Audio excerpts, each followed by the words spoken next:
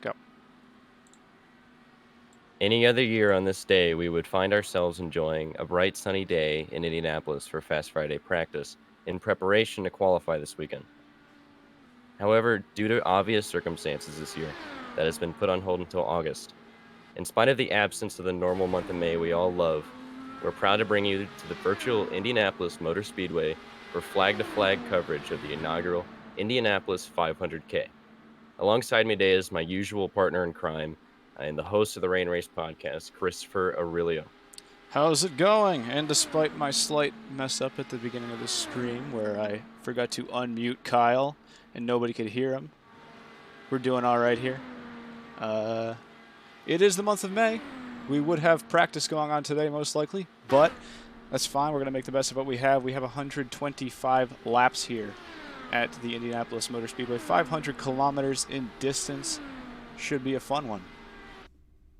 Which, if you're also doing the maths, is 310 miles if we were going that route.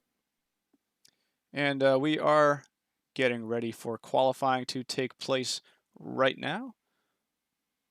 I Couple believe of there cars are going out on 26 track. entries, so not quite bumping, but No, it doesn't seem like we're going to get bumping today, but we are able to pull up the timing window. So as people start setting times, we will be able to see it. Let's take a look at our race info for today's race, though. Before that, obviously, the Indianapolis Motor Speedway, the most famous racetrack in the world, 2.51 miles in distance, 107-degree track temperature. We're going to have to see how that takes a play on today.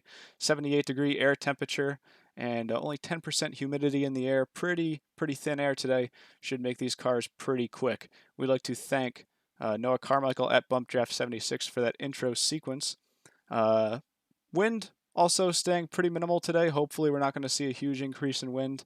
And as we said at the beginning of the broadcast, 500 kilometers, which is 125 laps. Heading back car. to the timing tower, we're going to have to see what times start going out. We already have quite a few cars on track here. Only a 10-minute session, so these guys are going to have 4 laps to set their best time. As Kyle mentioned, there is not going to be any bumping, unfortunately. But obviously, qualifying still very important for where you want to start in this race. Obviously, a lot less pressure here in qualifying due to not having the possibility of not even making the race. I Not want a time set yet.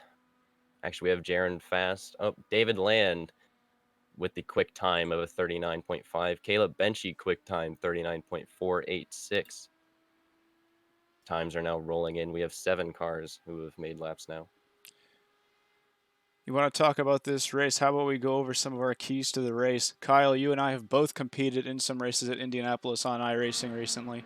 There's some very important keys. I know it's just 4 turns, and you think, oh, it can't be that difficult.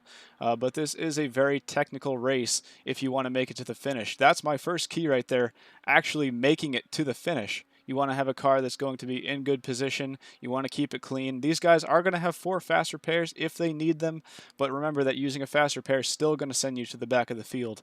Once you get towards the end of the race, the main name of the game is going to be put your records on. You're going to have to set those absolute blistering lap times. If you're 15th on back at the end of the race, the last 20 laps or so, it's going to be a real hard fight to find your way to the front because they are on fixed setups. So you're going to have to find a way to get yourself up to the front of the field before that crunch time at the end of the race. Yeah, I think the biggest thing is staying clean and getting at least to the halfway point until you start thinking about track position and getting to the front. Fuel saving, I think, is a big thing. Those guys that start thinking about fuel saving when the green flag drops, I think those are the guys that are going to better set themselves up and better have an understanding at the finish of what it's going to take if we do get a green flag run.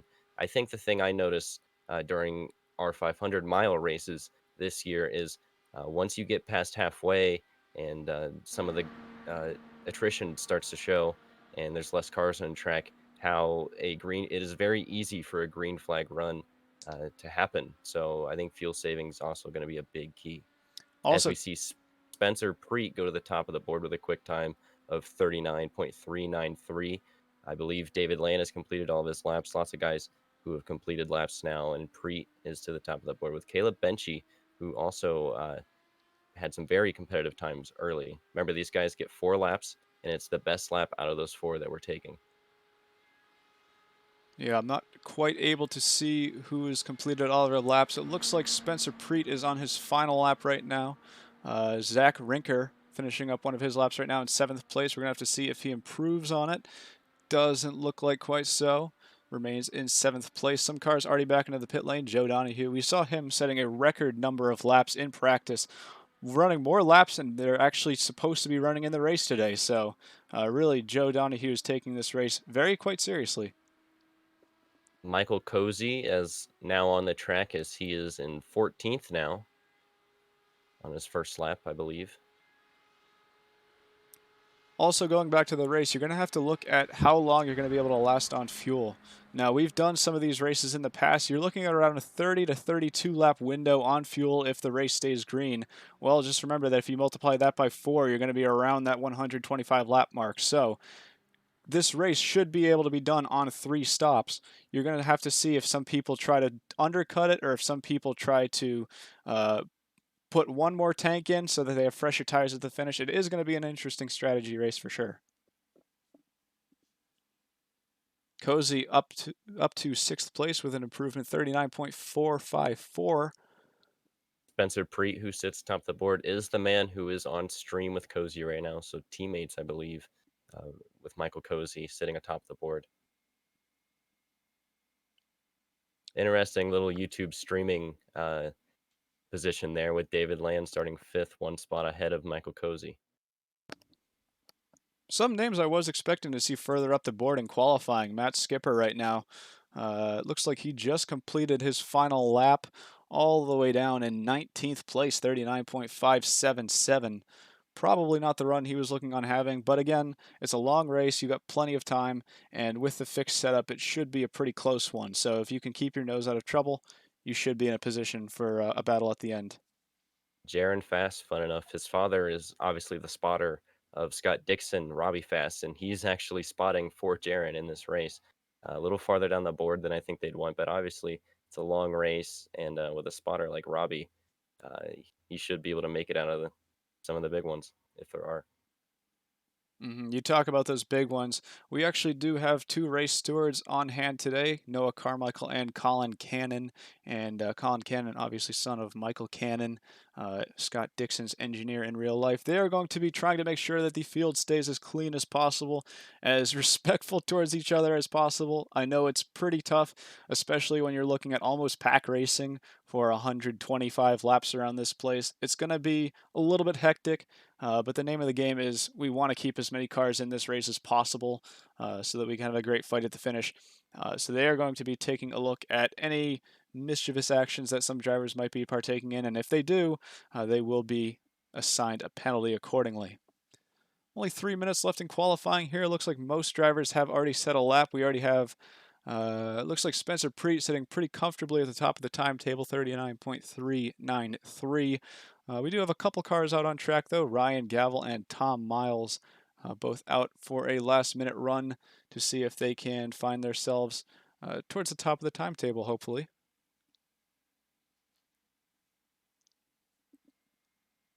Only 3 guys have not made it a lap yet. We talk about the prestige that is this month of May. The prestige that circles around even a virtual race here feels somewhat special, and to really show that the meaning of the Indianapolis Motor Speedway and the Indianapolis 500, we have a very short intro video compiled here to show what this race truly means.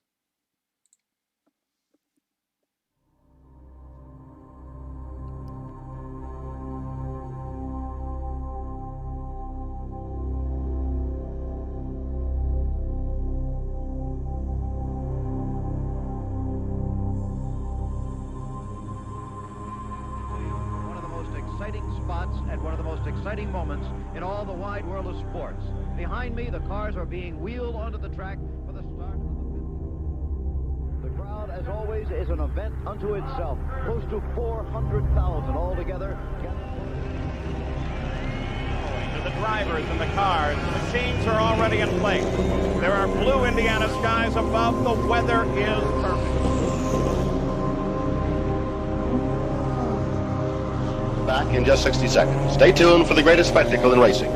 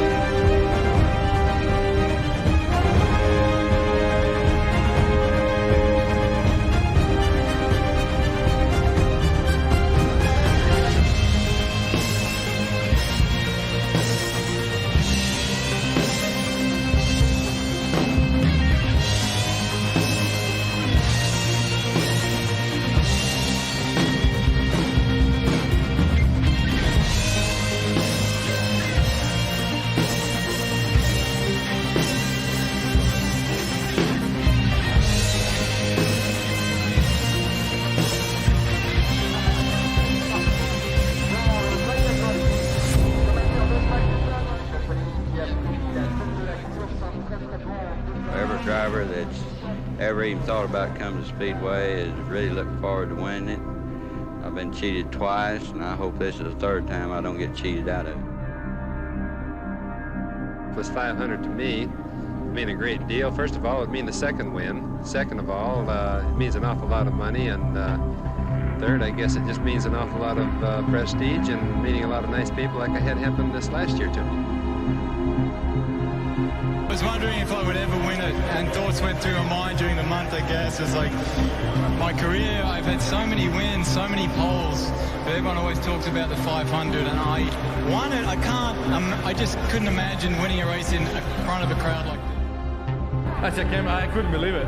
And then I'm like, how many laps to go? How many laps to go? And then it was 2 to go. So I said, that's it. I guess and I have to say.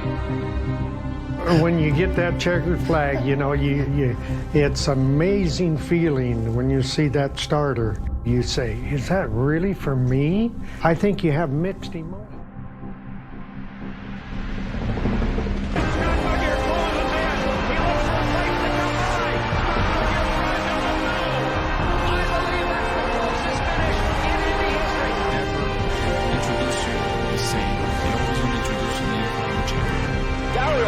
Will win at Indianapolis. Here's the finish. Sam Morton Jr. makes the pass. He'll win it. How far can we go? How fast can we get? He hits the wall coming out of 4. Who among us are willing to do it?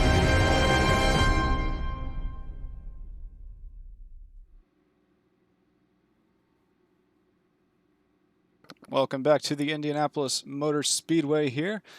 Cars are on the grid, ready for the start. And we are rolling.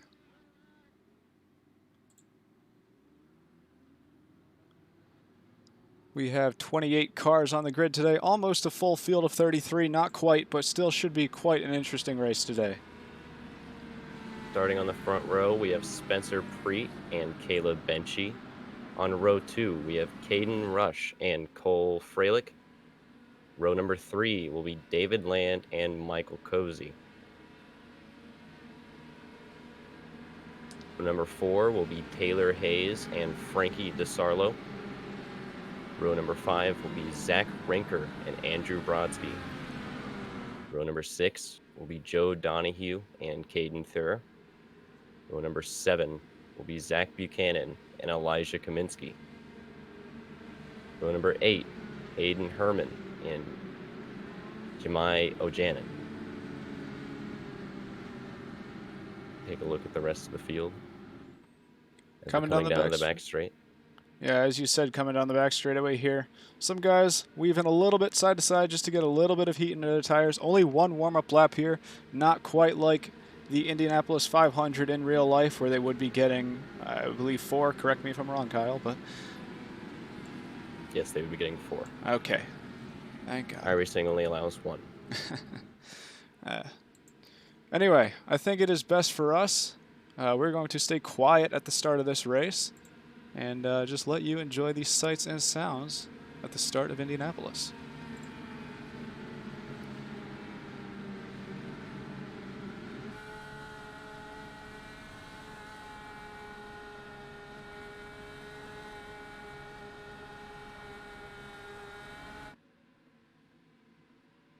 Green, green, green.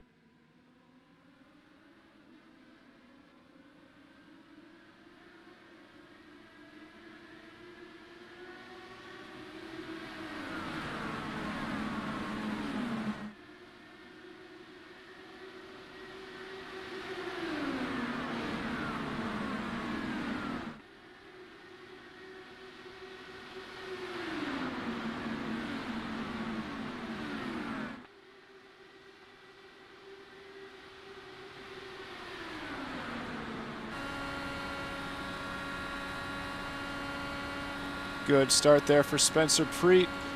Made it to turn 4 cleanly. Looks like we're about to have one clean lap here. Don't want to commentate. Oh, look at that in the back of the field. Wasn't quite able to see who that was. Just a single car spin. I believe it was I think it could have been Matt Skipper. I was going to say that looked like Matt Walters to me. I believe that was Matt Walters. We're going to see if we can take a look at what happened. Looks like he might have already towed.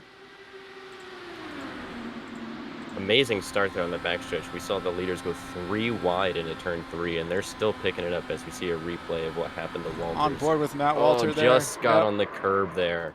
Just got on the curb. You don't want to do that. I know that from experience. Done that plenty. Oh, yeah. So we'll be getting a tow. We have a big race for the lead now as Michael Cozy sitting in 4th spot, thinking about a move on 3rd and 2nd. And we have a car blinking on the inside in 3rd. Yeah, the race stewards are going to have to take a look at a car blinking. Obviously, we've all probably raced with them before if we've been on iRacing. They're not too fun to be around because they'll pop in and out. And especially on an oval with this type of setup where you're inches from each other. You don't want to be behind someone and have them blinking. That's just a scary place to be. As we see Cole Freilich make a move around the outside on Michael Cozy. Now only on lap 3. Yeah, you are going to see these guys try to make some moves on the outside. I don't know if this is the smartest move right now because I think, as I said in the pre-race, the name of the pass game for the lead into turn 1. Name of the game right now is saving your tires and doing we have a pass a around spin. the outside. Oh, who was that further back? That was Other cars Taylor involved. Hayes was one of the cars. Taylor Hayes, Caden Thur. Gonna have to see if we can find a replay of that. Yellow. That will bring out the yellow. We're going to try and get a replay of that. Before we do that, Spencer Preet is still leading. Right there. It looks like he was just turned. Was that Cole Freilich that got into him? I wasn't able to tell, but it looked to me as if that was Cole Freilich. We're going to see if we can take one more look at that. Taking a look at that orange and white car there. Yeah, somebody just got into the back of him. I don't believe that was Cole. I cannot quite tell who that was. But yeah, lots of cars involved. Big pile up at the start of the race. That's Skipper in the red and white car. Remember, these guys, they do have, I believe, 4 fast repairs. But obviously on lap 4, that is not what these guys want. No, not at all. You, at the beginning of this race, you want to be in as comfortable a position as possible. Another way of looking at it, though, is saying, hey, you know what? I believe I've seen some cars wrecking under yellow. That might be Michael Cozy. We're going to take a look at Michael Cozy, see if he had anything interesting happen to him. No. Yeah, it doesn't look like it. He's still running 5th place. I saw a yellow car flipping on the back straight. Not quite sure who that was. Anyway, we see the damaged car of Taylor Hayes right now on the back straightaway. We're going to see, I assume that he's going to take advantage of his fast repair, especially this early in the game. Oh, a couple more cars in the short chute between 3 and 4. There is one of those yellow cars in the wall. See Drayton in the pink car, just slowly getting through. I believe that might be Jaron in the yellow car. No, Jaron is running on the back straightaway right now. So that could be Nope, it's not Caden either. I believe Caden was the car that got in with Taylor Hayes in that incident. Do have some guys pitting now.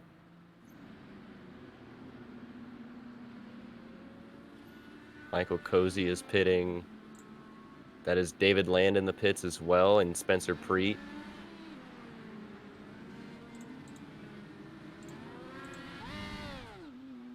On board right now with Land. Looks like he just got jumped there by Jaron Fast, I believe that is right there in the Pennzoil car. Those, I believe, who pit. Oh, That will give Cole Freilich the lead. That will put Caleb Benchy and Frank DiSarlo in the second and third. Interesting strategy here playing. Now I gotta ask you, Kyle, do you think that this was a smart move? If you didn't have any damage, would you have pit if you were in the same situation? I mean, it's early, so it's definitely not going to end your race per se. It's still a risk though, because remember, you're putting yourself in the back of the field, and track position is actually very, very important. With this setup, they will be able to make their way through the field quite quickly if they wanted to. But yeah, track position is just so important. I don't think I would have. Yeah, you said it right there. I agree with you 100%. Track position is the name here. Not only that, but especially when you're running in a long pack of cars right in front of you, there's a ton of dirty air in that pack. If you're out in the front of the field, yeah, you're using more fuel, but you're also saving tires a lot better. And I think right now, tires are more important than fuel. I mean, this stage of the race, if it goes green the rest of the way, then they're in a better position than everyone else. But this early in the race, from experience, I don't think we're going to be. I think all the yellows we're going to have are going to happen early rather than later. I could be wrong though. Already another car in the pits. I believe that's Matt Skipper in the 63 car. Correct, coming in for what might be another stop. I'm not sure if he was pitting last lap. Check the front wing of that car. Not quite sure. Oh yeah, that front wing is gone completely. You see right there, they put the new front wing on. Change. Yeah, because he was a part of. I believe he was part of the accident, but I believe maybe also the pit lane excursion. I'd love to know how many fast repairs these guys would have or will have.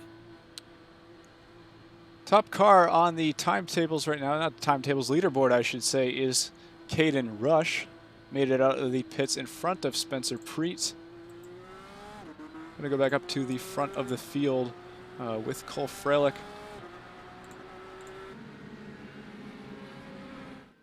The lights are out on the pace car. Should be going green this time by.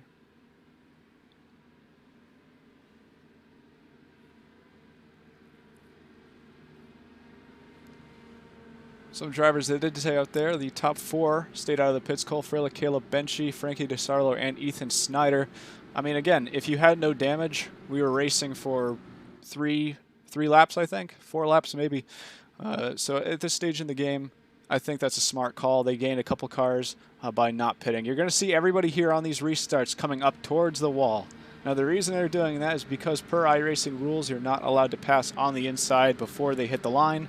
So you're going to see these cars get as close to the wall as they possibly can to block a car from passing on the outside. Pace car is in. Cole is waiting, and Cole is going.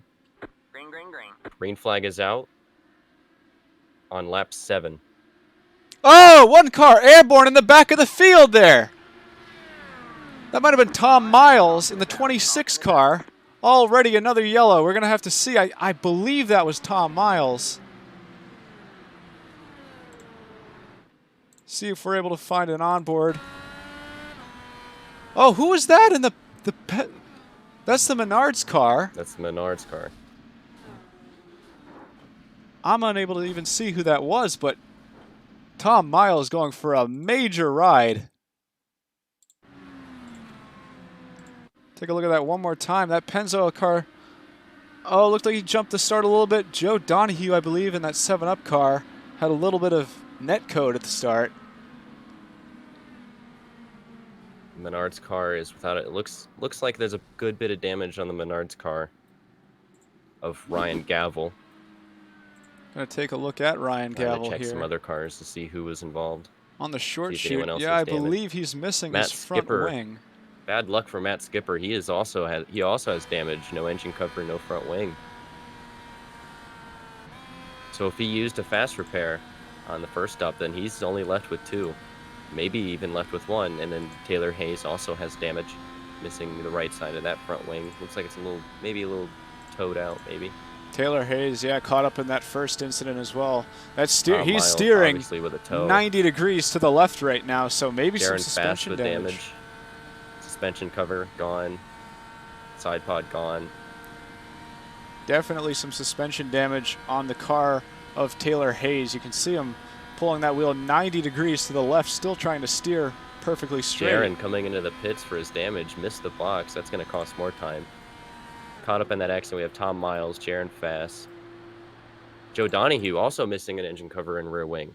Yeah, Joe Donahue was hit by that Menards car on the restart. Looked like a little bit of net code. Looked like Joe had blinked out momentarily on the start. And just as interesting, people pitting again. We have Frankie DeSarlo from the lead pack making a stop. And we also have Spencer Preet and Michael Cozy also making a stop. So Preet and Cozy obviously have a strategy of pit every time the caution comes out and just see how long they can make it. Couple cars, yeah, already on their second pit stop. Spencer Preet, like you said, Michael Cozy, Zach Bouchanan. Jaron Fast already 2 stops as well. Couple cars at the front of the pack, though, haven't pit yet. Cole Freilich and Caleb Benchy. Again, we've had probably less than 5 green flag laps. It's an interesting start to the race. It reminds me a bit of the 2015 500 where we got to lap 10 and it was like, okay, let's get some green flag racing here, guys. Let's go. Taking a look right now at Andrew McCall. Sitting comfortably in 5th place right now. Keep in mind, folks, that race control will be posting warnings and penalties to those if it looks intentional. We understand racing deals happen, but if wrecks keep ensuing and someone is the common denominator, then they will be penalized all the way down in a, I believe, 4-strike system until they are eventually kicked if it keeps happening. I want to point out Ethan Snyder right now, the car we're taking a look at right now in those Aero McLaren colors. He has made 23 positions in the race so far, and we're not even 15 laps in yet. I mean, an absolutely outstanding job for him to stay out of trouble, starting in 26th, already up to 3rd place. Yes, he hasn't pit yet, but I don't think that's a problem. He stayed out of trouble, and right now that he's in a position where he wants to be. It looks like Joe Donahue coming into the pit lane right now as well. Another car following in behind him. That would be Ryan Gavel in the number 30. I believe that is the Menards car that had an incident earlier on. Contact in the pit lane there even. Possibly by Ryan Gavel. We're going to have to take a look at that, see if we are able to find a replay of what happened. You see coming into the pits there. I'm not sure what happened. His steering maybe isn't straight, maybe some suspension damage, but he's bouncing up and down off those pit walls down the pit lane. So surely another fast repair for Ryan Gavel.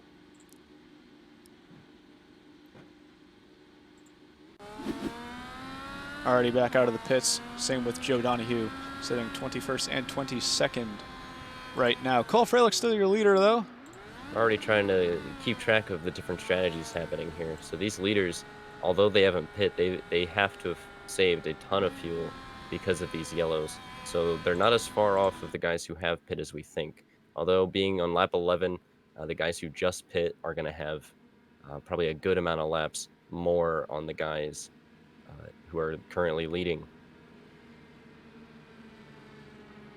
Which, mind you, the way to make track position here to think would be on a green flag stop to short pit.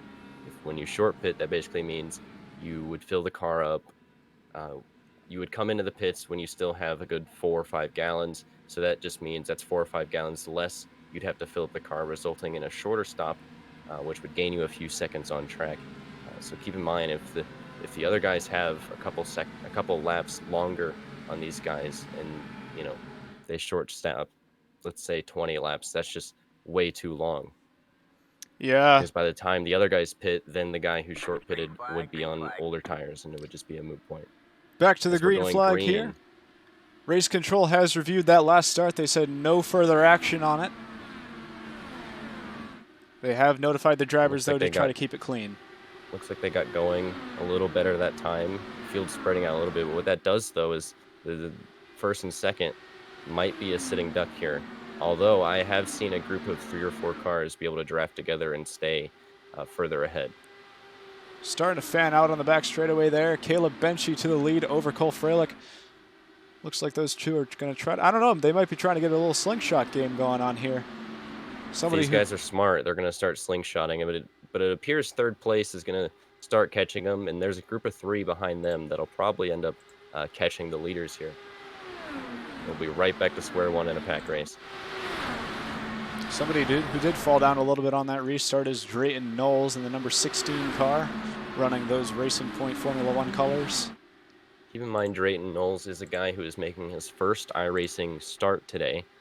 So definitely he hasn't been caught up in any wrecks, hasn't made any questionable moves. So obviously this is a win for Drayton, the DK and Motorsports. Yeah, Drayton has said pre-race, he's only had iRacing for a couple of days. So if, in the end of the day, if he can come home without crashing or without any major incidents and has the car in one piece at the finish, like you said, that's a win for him. Cole Freilich already back on the inside of Caleb Benchy, though, into turn 1. These guys are racing pretty aggressively. We have Caden Rush. Absolutely crazy battle on lap 14. Caden Rush and Ethan Snyder following up right behind them. I think Snyder right now is thinking better of it. He's lost a bit of ground to the top 3. I think he said, you guys have fun. It's lap 14. I'm going to start being smart here. Going to go on board with Ethan Snyder here. I mean, you can get a feel for the speed these guys are hitting when they're in the draft. Already 230 and drops a little bit. He's on the outside. Ooh. Oh, you see there, that's a big wash up the field. I don't know if that was a huge net code or if he just wasn't expecting him to be down there. Ethan Snyder looked like he had a huge, big net code. But looks like Ethan Snyder, yeah, blinked out there for a little second. Back on it, though. You are going to see these guys start to fan out, especially as the tires start to go down. Interesting to note right now that David Land, Preet, and Cozy have made significant ground. Yeah, David Land already back up to his starting position. They do have fresher tires. I think what's also notable, Caden Rush already up to the lead. He's already made one of his pit stops. Those 2 cars behind him, actually 3 cars behind him of Freilich, Benchy, and Snyder, still have yet to make a stop.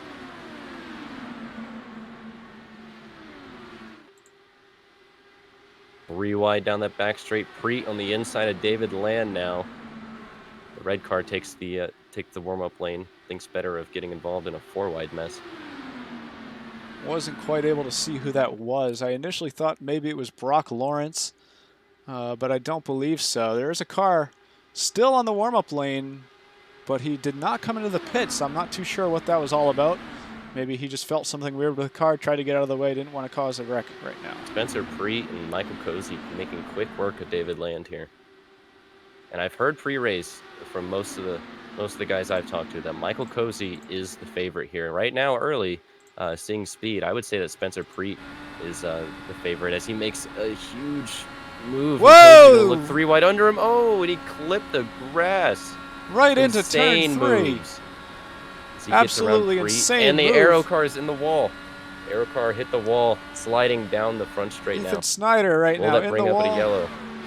I don't believe so. We're going to have to take a look at what happened. That was one car, but man, he's on the outside. If he can't get out of that position, then that's a terrible place to be. Looked like he tried to steer in. There was a car on his inside. Didn't quite work out for him. Yeah, he just had awful. Yep, and he got off the track. Oh, further trouble further on back. That is the 14 flipping. car of Matt Walters. Can't quite tell who that was in with him. Rough race for possibly Matt Walters Tom so far. Miles. Already, though, quite a few cars into the wall. Go back live. Caden Rush is still your leader. Cole Freilich makes a move back to the lead, though. See these top 3 really trying to separate themselves. They want to stay out of trouble. We are only 19 laps in, so. Cole Freilich showing some very impressive pace since the very start, as we're going to see maybe be going 3 wide. They think better of it. But yeah, Cole definitely has looked very good this entire race. He's been doing tons and tons of IndyCar races this year, and he's improved.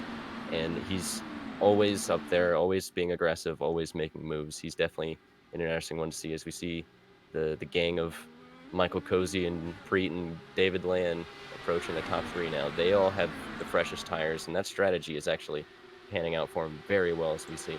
This is going almost perfect for them to get up into this lead pack on, I would say, 10-lap pressure tires, albeit some of it during the yellow.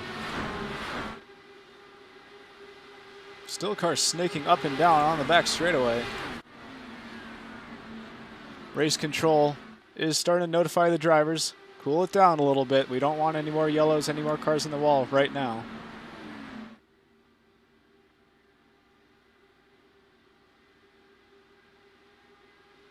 Zach Rinker exiting the pit lane right now.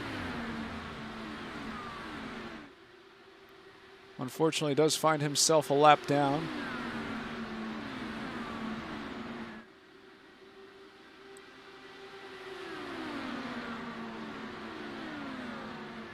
We do have a wreck further on back out of turn 2. 2 cars airborne. Looked like the Menards car again. I believe Ryan Gavel was that Menards car, correct. Let's take a look at what happened there.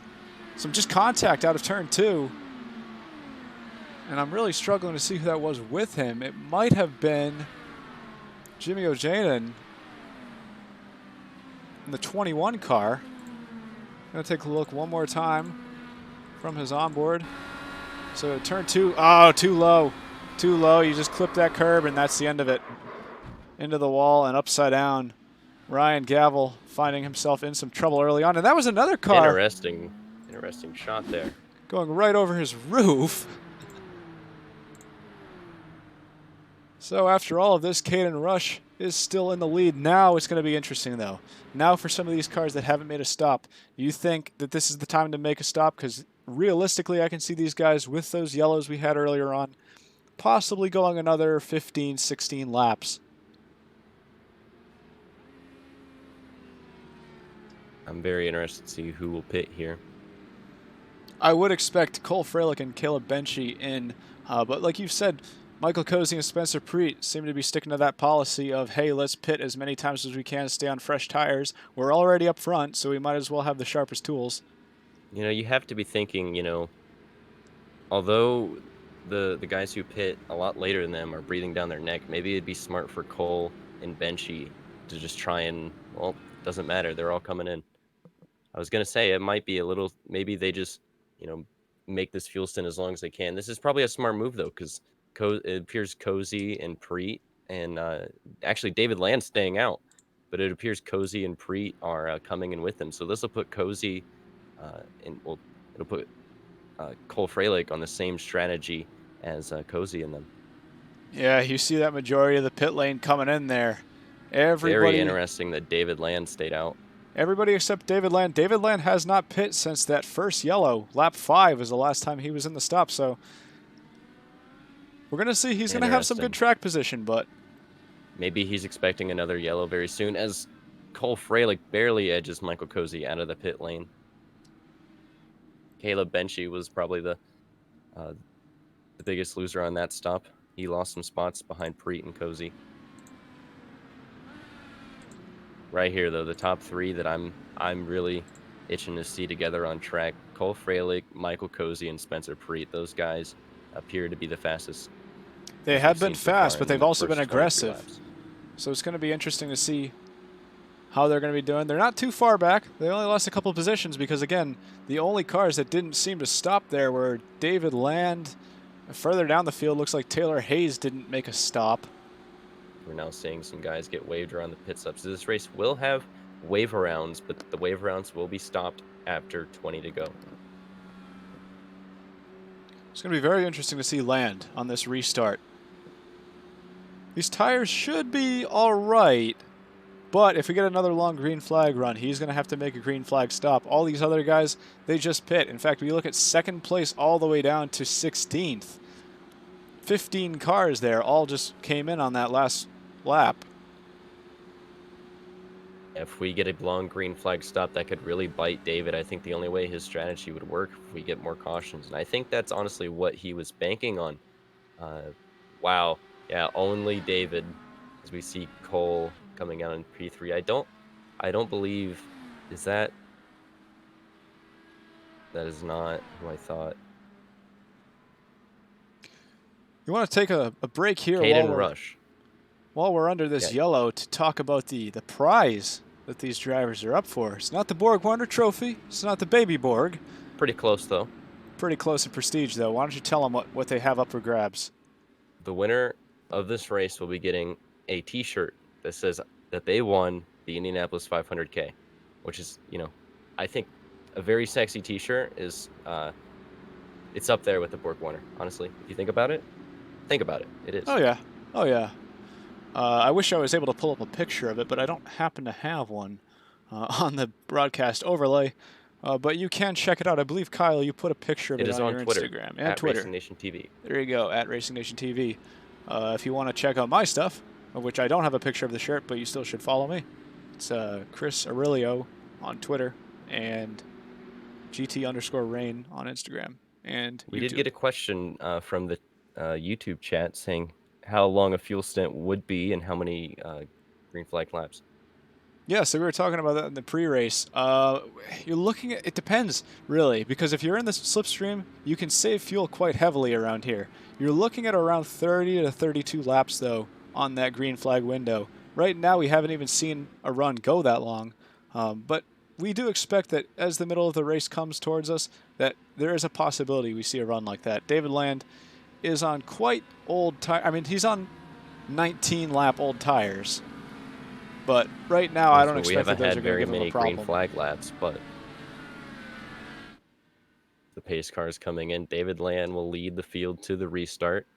Cole Fralick in third, Caden Rush in second. Green flag, green flag. David gets a bit of a jump here. And now what that does is leader. David Land is going to be a sitting duck coming through turn 2 to the back straight, I believe. Big run there off that start for David. Yeah, I would expect that these cars right behind him, Caden Rush, Cole Fralick, Michael Cozy, are going to get a huge run on him in this back straightaway. Maybe go for a pass in turn 3. Maybe they'll think better of it. David already going defensive. Get such a big run on David here. Is he going to try it in 3? Not quite. Michael Cozy going to go to the outside of Cole Fralick. Is he going to go around Rush as well? Gets around him in the short chute. Maybe Michael Cozy to the lead. David's going to go high. That allows Rush to go inside of David to contend for the lead here. Preet coming out of nowhere. They're 2 by 2. Wow, 6 cars under a blanket coming into turn 1, and Michael Cozy will go underneath David Land. David's just a sitting duck here on these older tires. They're making quick work of David here. Spencer Preet goes around David. Cole Fralick next in line. I mean, you want to talk about Michael Cozy. He is one of the best oval racers that you're going to find on sim racing. In terms of consistency, the amount of work he puts into these oval races compared to some of these other guys. People like David, people like Frankie DeSarlo, they're a lot more experienced on road courses. They're sort of what I like to call hybrid drivers. They're good at both disciplines. There are some drivers that stick strictly to ovals, though. One of them being Michael Cozy, almost strictly oval racer. See Caden Rush as your leader now. Caden Thur is in for a green flag stop right now. Not entirely sure why, but coming down, it looks like he has a little bit of front wing damage. Come back. It is very possible that you get that on the restart. Going for the lead. Michael Cozy to the lead. Spencer Preet in turn 3 was almost thinking about making it 3 wide, but thought better of it. Caden Rush going to have a run on Cozy here. He peeks to the inside.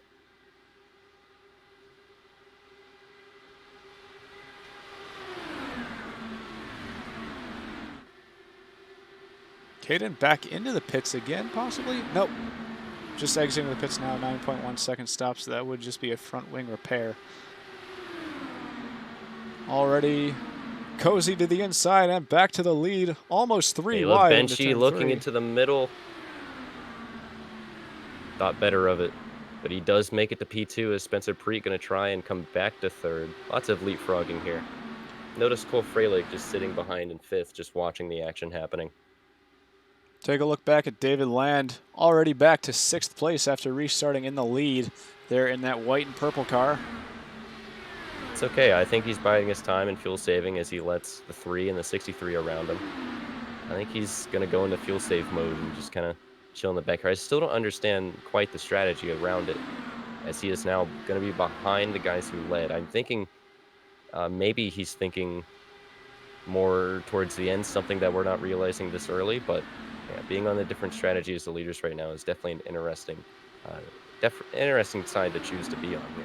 Yeah, I can't say I'd understand the decision on that one. I'd expect to see him around lap 36, 37. So if we don't get a yellow before then, I don't entirely see what he's going to gain from it. But still a long race to go. Not even 1/3 the way done with this race right now. In fact, not even quarter of the way done with this race. Nearly at that 1/4 mark. Still a long way to go. This front pack here really seems very comfortable racing the way that they are. You see them separating themselves a little bit, the front 5, but they really don't seem to be hesitating to make moves early on. They've been briefed time and time again to keep it clean and keep it easy on the starts and everything, especially this early in the race, but they don't seem to be concerned at all with the possibility of taking each other out. I think the last time I've seen this many leapfrog passes for the lead was 2013. This is just incredible. 2013, very cool race. You want to talk about the weather conditions right now. Still a little bit hotter, 79 degrees Fahrenheit. Track temp up to 127 degrees, though. It's your Rain Race Podcast weather update. Cozy and Rush still side by side for the lead.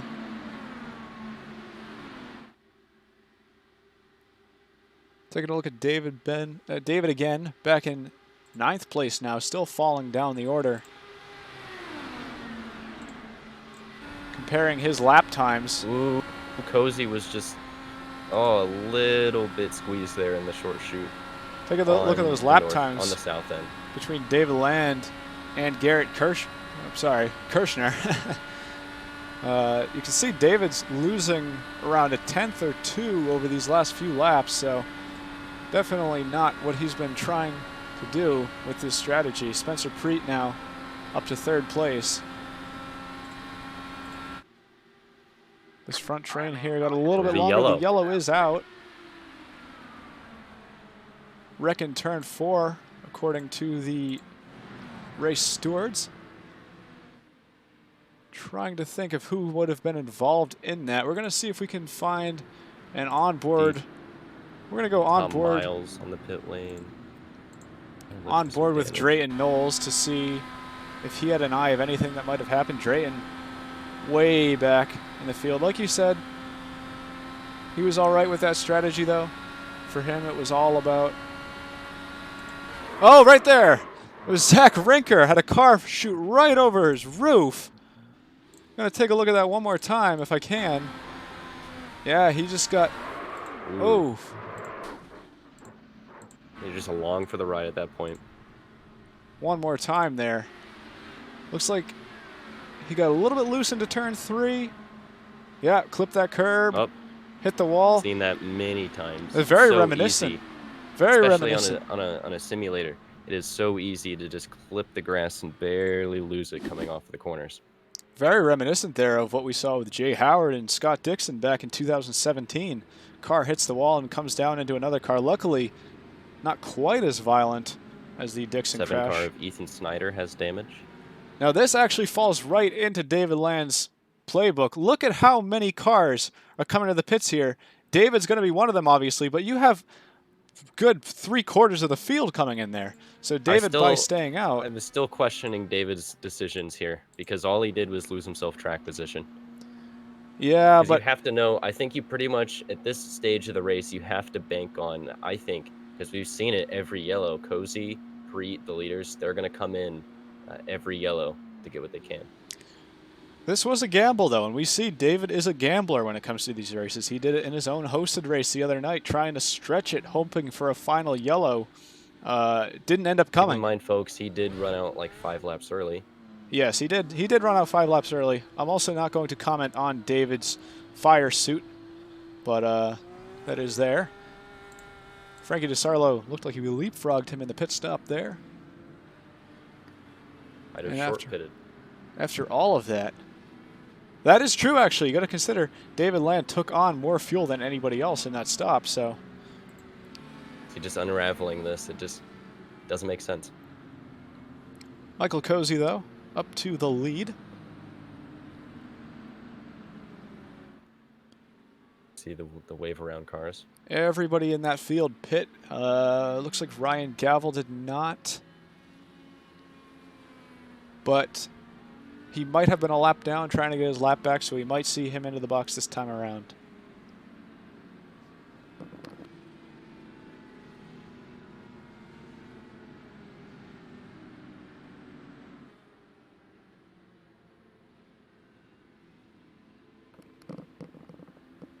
See further down the order there. That is the 7 car of Ethan Snyder into the pits. He was a lap down.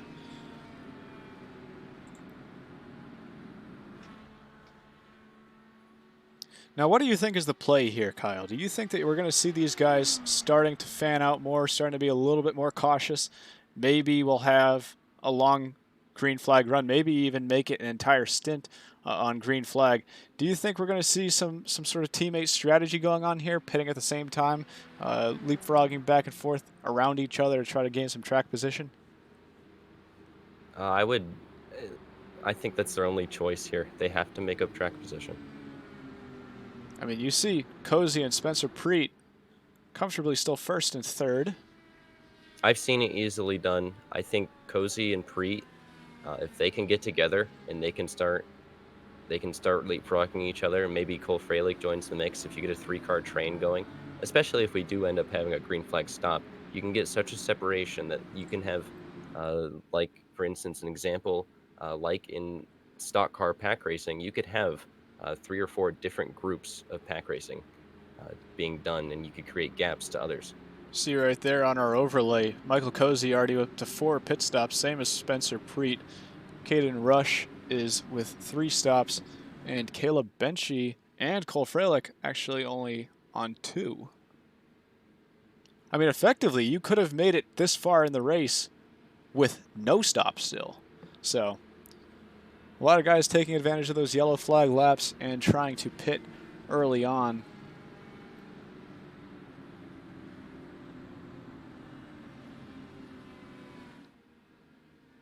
I mean, even if you look at Michael Cozy's pit strategy here, stint length, absolutely on the minimal scale of it. 5 laps on that first stint, 4 on the second, and 13 on 11 on the recent ones. But you compare that to some other guys like Caleb Benchy, 22 laps, Cole Freilich, 22 laps. Definitely an interesting strategy for Michael Cozy, but it's been an effective one so far. Coming back to the restart See the pace here. car coming in. Michael Cozy will lead the field to the restart. Once again, gets a huge jump on second place, but that's just going to leave him as a sitting duck.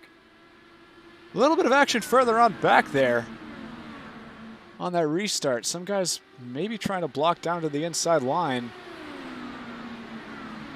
Matt Skipper complaining a little bit over the radio about blinking.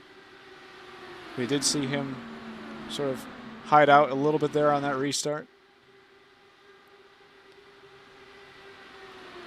See, this is what you run into. I'm interested to see how the top pack, if they will fall back, if the groups behind them will be able to catch up, like Cole Freilich. Because if you look at David Land back there in the 9th spot, he is way farther back if he wouldn't have pitted. We do see a blinker with Skip. Yeah, you've got to work together at this stage. Going 2 by 2 into turn 1 is really just pulling your entire pack back. I think that these guys need to try to coordinate something. Tell each other, hey, let's get into a single file line here. Let's slipstream by each other and try to keep it clean. But I believe Cole Freilich's already catching. Those 3 cars behind them are already catching this top group. Oh, absolutely. You're certainly not helping your cause when your entire pack is trying to go too wide into the turns. Not only are I you think hurting right the now you pace, need to be single file and need to be backing off. The side-by-side racing is not the way to go at this stage. not only are you hurting your pace, but you're also hurting your tires. That outside groove not as rubbered in. There's not much grip there. You're going to be taking on a lot more tire wear on that upper groove. Not going to be helpful if it's a long green flag run.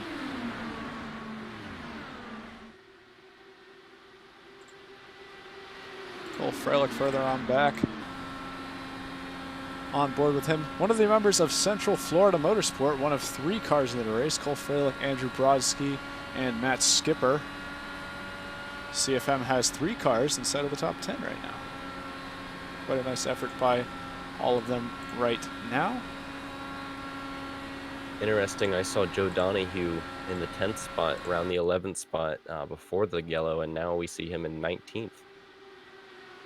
Caden Rush and Spencer Preet leading the field right now into turn 1. Michael Cozy on the inside of Caleb Benchy. Almost a little bit of contact there, it looked like, but these guys are starting to fan out again.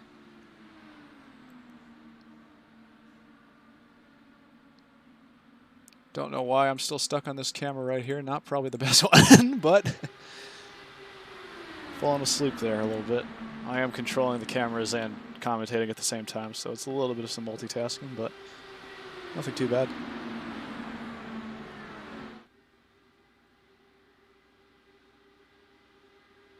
Now these guys are all on fresh tires right now. Everybody up front is on the same tires. So we're going to see them racing close. We're going to see everybody on similar pace. Frankie DeSarlo there a little bit further back, blinking. He's in 8th place right now. Do you see David Land, who's caught up to the top pack in the 9th spot? This is where you want to be. I don't think making moves, being aggressive is the way to go right now with what we've seen at the front, but I think you want to be in this top 9 right now in this front group. That's definitely the place to be. Caden Rush. If you lose that draft, then you're pretty much day done if it goes green. Which I don't believe it will, but you don't want to take that chance.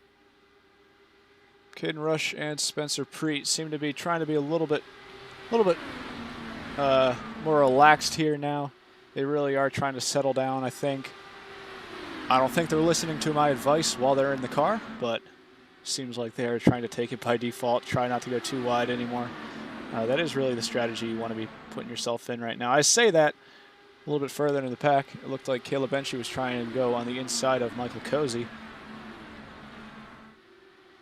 This front pack here is taking their time. We're going to go a little bit further back in the pack. I really need to slow down my sentences here.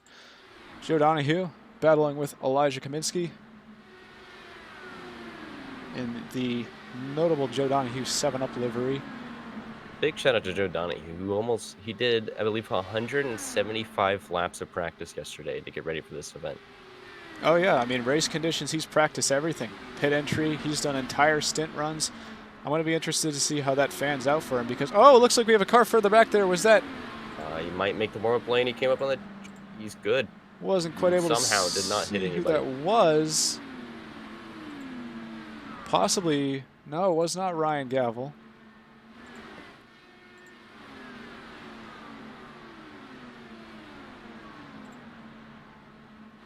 Possibly a lap car there. I believe that was actually Ethan Snyder who got loose. Taking a look at Drayton Knowles in the Racing Point colors once again. Now take a look at these driver inputs here for Drayton. If they seem a little bit jarred, it's because, as Kyle mentioned, he is racing on an Xbox controller, not on a wheel like I expect 95% of the other drivers in this field are. But he just recently ordered a Fanatec wheel, so hopefully that's going to be a good investment for him if he can find himself up to the front of this race. Who knows what he's going to be able to do when he's on a little bit better of a setup.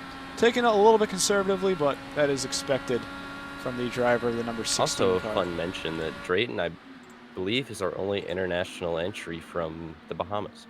Correct. Drayton is from the Bahamas. I take that back. We have a driver from Finland. Yep, Jimmy Ojanen is a Finnish driver. Everybody else in this field American, though. Robin Miller would approve. I'm going to take that back. Anyway.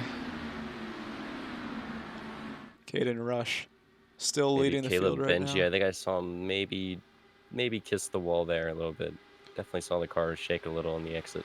Couple of cars in the pit lane right now. That is Matt Walters and Ryan Gavel, both in. Not quite sure why. Possibly some front wing damage. I mean, it's really easy. It really is easy to hit the wall with your tires at this track.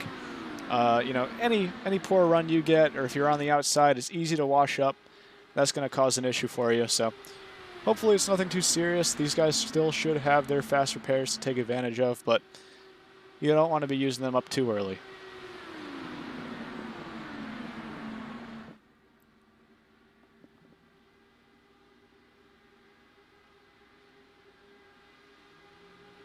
Everybody here trying to save fuel. I think it'd be a good time to do a Crank It Up presented by the Rain Race Podcast.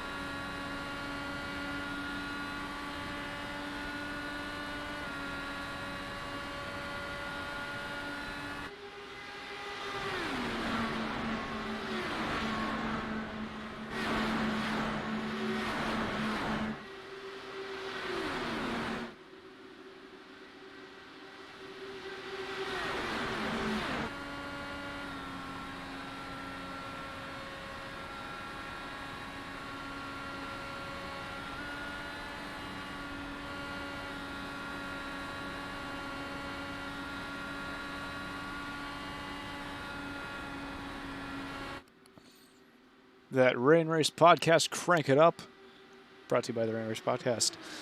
Which Back you can on listen lap to on virtually anywhere you can listen to podcasts. Of course. Spotify, Apple Podcasts, Google Play, all the good stuff. It's all there for your enjoyment. Taking a look again at Caden Rush. Through the trees on the back straightaway. I'd really like to point out how much this field has started to pan out. I mean, we've lost quite a few guys from these front runners here. It looks like really only the top 4 are within striking distance of that lead. Cole Freilich seems to have fallen back a little bit in that Budweiser car, followed by Zach Buchanan and Frankie DeSarlo, David Land behind them. This is an example of why track position matters, because it's so easy during these green flag runs when we get them for a group of 3, maybe 4 cars. Depending, as we see Caleb Benji, it's just as the tires wear out, some are better, some are worse at conserving tires, and as the difference in lap time persists, we see Caleb Benji losing the top 4, although he's in the draft. That's true, and remember, they always say cautions breed cautions, but I think you can also flip that around and say green flag runs breed green flag runs, because once you get these guys spread out, your chances of having wheel-to-wheel contact and having a car on the wall much lower than it would be if they were side-by-side into a turn. We just had to point out that David Land got so lucky that there was a yellow to put him on the same strategy as the leaders, because he would have had to pit earlier than the leaders, and usually when you're pitting earlier, you're doing it to short pit, but he wouldn't be. He would just be pitting earlier because he had to, because he made a questionable strategy choice. Oh, absolutely. Jimmy Ojaden into the pit lane right now. Not too sure if he had anything go wrong on that last lap. We can try to take a look. See if there's anything out of the ordinary for him.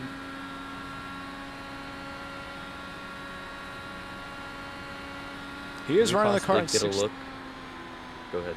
I was going to say he's running the car in 6th gear. Take a look at that and notice it, because that is an effective fuel saving strategy here. If you're not letting the car run at such high RPMs, if you're running in 5th gear, those RPMs are going to be higher. You're going to be using more fuel. 6th gear is pretty much an effective fuel saving strategy for some guys who are trying to go a little bit longer. Because in a fixed setup, you cannot change the fuel mapping. So That's your correct. only way of saving fuel is being in a draft and lifting, or staying in 6th gear. Just looked like Jimmy Ojanen just was a little bit off pace that entire run, but he's back out now. Could we possibly get a look at the last lap the leaders pitted? when maybe we can predict what lap they'll have to come in. I believe those leaders all came in on lap 33. See if we are able to pull it up. There it is right there, lap 33. All the way down until 12th place. Caden Thayer pit on lap 26. Would expect to see him in relatively soon, probably before lap 60. Some other cars that are different. You have Andrew McCall on lap 29. But everybody else... Theoretically, we'll just put out that I think the average length you can go is probably 30 laps. And you can go longer on a fuel save stint, maybe shorter if you just go all out the whole entire stint. So I would see maybe guys pitting in the 60s, but it's what we need to watch here is how much further they go and how many laps they do in a stint, because Cozy, I've heard, can do some major fuel stint, maybe in the 35s, 36s. So it's with how he's falling off the pace from the leader, I would say that Cozy and Preet are definitely doing some major fuel saving right now to try and make it longer. Take a look at those lap times, though. Those last 5 lap times between Caden Rush and Michael Cozy. Cozy is losing pretty comfortably over the last couple laps. Actually, he gained a little bit on that last lap, but 3/10 on lap 51, 2/10 on lap 52. You have to wonder if possibly he did kill his tires a little bit earlier. Spencer Preet came into the pit lane. Spencer Preet. Possibly short pitting. Stop. Yeah, that is a possible strategy. Remember, if you're short pitting, you're putting less fuel in the car. Tires are going to be done before fuel. And he missed the box. He had to back up a little longer. That's going to totally mess up his short pitting strategy if that is what's happening. Very interesting here. Preet, one of the fastest cars, pitting a little earlier than we would have expected. It's going to be interesting now. Remember, Preet and Cozy are on the same live stream, so they could be following strategies. It's going to be interesting to see if Cozy pits now too. Yeah, Michael Cozy still trying to hang behind Caden Rush there. I believe Preet is going to come out a bit ahead of the leaders now. He will not be going a lap down. See the gap there that Michael Cozy is pulling on the car behind him. Caleb Benchy up to 1.9 seconds behind. What we've come to find is a good pit stop coming down the pit lane during a lap might cost you 40 to 41 seconds. So take a look at, there's a car right in front of the leader there. The yellow flag is out. This falls right in Spencer Preet's hands. That was Ethan Snyder. Don't believe he got anyone else, but there was one car crashing there on the front straight. We're going to take a look at Ethan Snyder's replay. That is going to fall right in Spencer Preet's hands.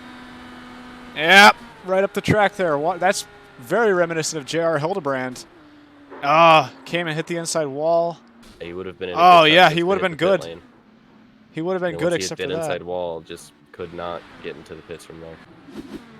Good thing about that, though, is he real quickly hit the reset and got out of the way and didn't cause any more incidents. Definitely in a very tight situation there. Maybe a quick call to throw the caution there, but yeah, in that position on the track, that's a terrible place to be. Didn't want to ruin anyone else's day. Yeah, absolutely. Now I want to take a look at Spencer Preet. When these guys come in for a pit stop, Spencer Preet just pit on lap 53. It was only 4 laps ago. I would expect to see him cycle back. Preet has a decision here. He can come in. He can stay out. No way, you stay out. Well, he could stay out and keep the track position. Remember, he probably has, 2 laps on those tires? Oh, I was going to say, no way you come in. My bad. No way you come in. Or he could come in. Well, the only way he comes in, I think, is to stay on strategy with the leaders. Because remember, he would be exactly on the same as the leaders, and he'd probably have to fill, 2 gallons. So the stop would be just tires, virtually. So he would jump a bunch of people and be on the exact same strategy. Because I don't know, we're on lap 57. Do you want to risk being a couple laps off of the leaders? Because coming to the end, those few laps could make the difference. I can't imagine we're going to see him in the pits, but we're going to have to see all these front runners here. I'd expect to see everybody, top 17 cars, come into the pits right here.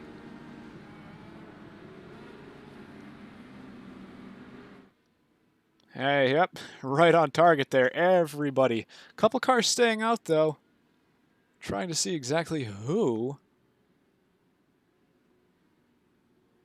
Remember, there were cars that I think that might have been Skipper. I believe Skipper pit under. Well, no, it says Skip in the pit lane. These I are think lap those are cars. Yep, those they are are lap cars. cars. Oh, you see Dre and Knowles So there. everyone. Dre and Knowles just cooked up those tires. Remember, he is on a controller. He is on a controller, but I do want to see what he did there. Down the front straightaway, second gear, third. Up on the brakes. That's what Yeah, it was. got caught out by those leaders. Let's take You gotta a look remember, at the pits. an oval here. Tires are freezing cold almost. Caden Rush looks like he came out in front there. Trying to switch back over to another camera to show everybody else. But it is Caden Rush, Michael Cozy, and I believe Spencer Preet actually did come into the pits there. Cycled out in 11th place, but a very, very interesting call for him. He surely would have been the leader. In 11th place. He surely would have been the leader, though. I thought he would have. I thought he would have come out better than 11th. Well, you got to remember that fuel is about 2.5 seconds after the tires are done here, so sounds about realistic to me. Now you do have the top 18 cars, though, all on the exact same strategy. One car that did stay out is Zach Rinker, but he is... That really makes me wonder what Spencer Preet's strategy there was. Well, he came in quite a bit early. Well, maybe his tires were in much worse condition than Cozy's, and they were trying to cycle back out towards each other, but I mean, it is pretty obvious that they're trying to stay on the same strategy here the entire race. So I believe Drayton Knowles is missing his engine cover there. Perhaps waiting for his wave around before he comes in.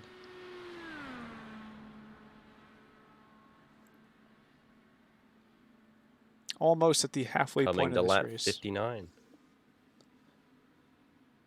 Taking a look at some guys who have been quiet yet consistent. Andrew Brodsky, further back in the Shell Pennzoil colors.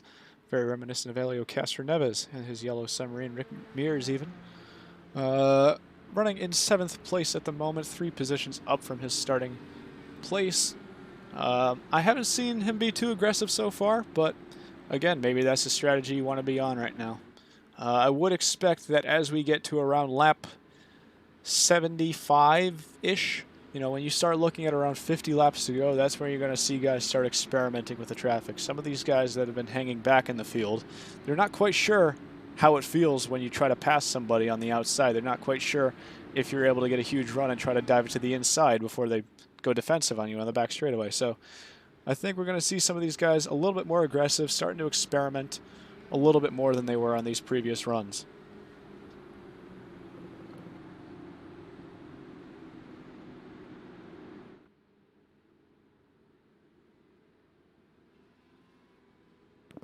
Looks like we still have most of the field in the race at the moment.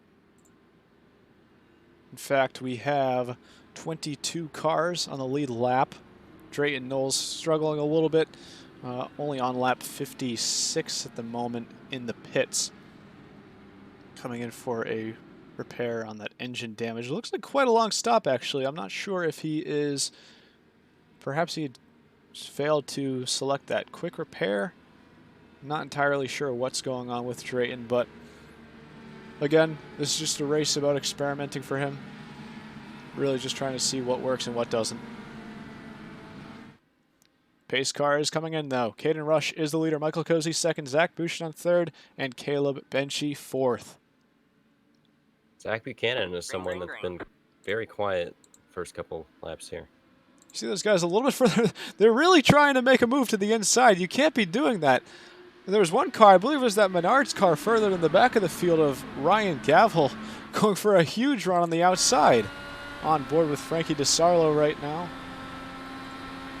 Officials are investigating that restart. DeSarlo, another one of those drivers that's been quiet but comfortable this entire race. Always up in the top 10. On the restart. And, ooh, almost squeezed Frankie there. There's Cole Freilich. See Cole Freilich coming around the outside in the 15 Budweiser car.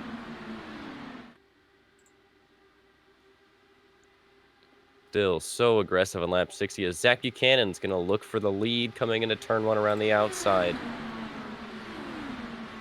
Michael Cozy Gonna keep the lead, however. Zach Buchanan still giving Cozy a hard time. Gonna look to the outside once again with Cozy protecting the bottom, which is what you have to do in this scenario. You gotta protect the bottom. He might have the run to clear him. He's got the help of Cole Freilich behind him. Ethan Snyder already in the pit lane, only about a lap or two after that restart. Are we going to see 3 wide down the front straight? Almost 4. Almost. They're thinking about it. It is too early to be doing this. 3 wide into 1. Too early. And Zach Buchanan gets the worst of it. He's going to get hung out on the outside. He got a little loose there. He keeps it out of the wall. Frankie DeSarlo is going to try and make quick work of him here in the south end. You've got to back out of it earlier than that, though. If I was Zach Buchanan, you just have to think, I mean, 2 wide around this place in the turns barely works, let alone 3. I would have backed out of that one earlier, but still didn't hit the wall. He's still sitting in 6th place. Yeah, I'm going to be interested to see side how by side. I'll be Rush interested just made it back to the lead. To see how aggressive Preet is to try to catch up to Michael Cozy. Cozy right now battling for the lead, and Spencer Preet, like you mentioned, is way back in 10th place after that interesting strategy call. Keep in mind, Cole Freilich, known as an aggressive driver. Caleb Benji, he's kept it clean this race, starting in 3rd. Frankie DeSarlo is slowly making it back. Up to 5th now for Frankie. Still 2 by 2 once again. Cover the top 4 over a cover the top 4 in a blanket. We got someone blinking. I believe that would be Benji. That is right. The stewards were reporting a car on the wall. I believe it was Ryan Gavel, but managed to keep it clean. Oh, and Benji is... I believe Benji is gone. Benji has throughput disconnected. Yes, he just has. Very unfortunate. He was way up in the top 5 there for a majority of the race. Oh, and yep, he is back. That was just a very bizarre blink. Yeah. He's going to have to take a look at that, though. You know, you don't want to be blinking when you're this far up in the field. I mean, that happens sometimes, but that was such a bizarre blink. The stewards, though, are going to be taking a look at that because if he continues to blink that badly, they might bring him in for a drive-through. I mean, there's nothing you can do when you have a bunch of leaders at the front of the pack here, and there's somebody they're going to think about going 3 wide. Continuously blinking. You can see the guys behind starting to single out just a bit.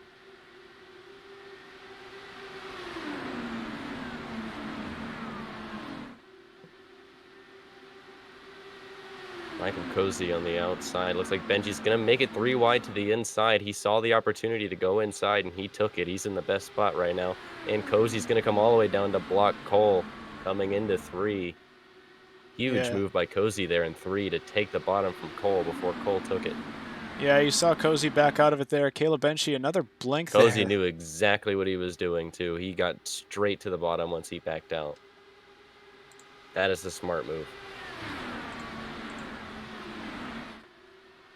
This place and these cars, they relate a lot to pack racing on a super scooter, but they'll also relate a lot to Martinsville, where if you get hung out on the outside, you will fall back and you do not want to be there. You'd much rather be on the inside. So we have a yellow.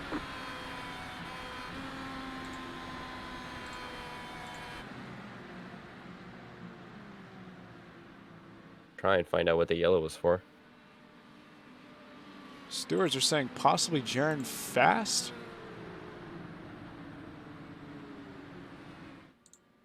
We're going to have to take a look at Jaron Fast on that last lap.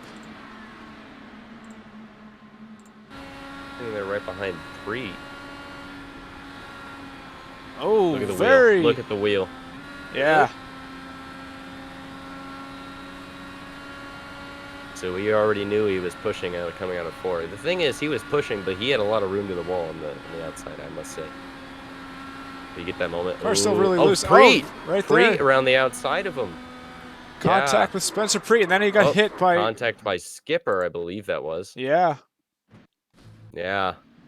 Preet tried to move around the outside. Man, if Preet doesn't have damage, that'd be insane. But he tried to move around the outside. Probably didn't know Jaron was pushing as bad as he was. Oh! Yeah, that is... Definitely some suspension damage. Preet hit the wall again. This is not going well for Spencer. Jaron reporting that he was full lock and out of the throttle. Car was pushing bad. Possibly maybe little suspension damage. That is one of the worst cases of pushing I've seen in a long time. It just, I don't know, nothing you could do there. Just looks like Jaron was pushing and Preet didn't realize it and tried to move around the outside. Some cars coming Once back into again. the pit lane already. Once again, it looks like everybody's going to come in. That's been a little expected on these yellows. That's going to help Spencer Preet. He is going to probably use one of those fast repairs. One car that stayed out there, Garrett Kirshner, cycling all the way up to the lead there. The stewards have alerted. Interesting strategy. There's not much you can lose, I guess. The stewards have alerted Caleb Benchy that if his car continues blinking, they will have no choice but to give him a drive-through penalty or even remove him from the race if it gets really bad.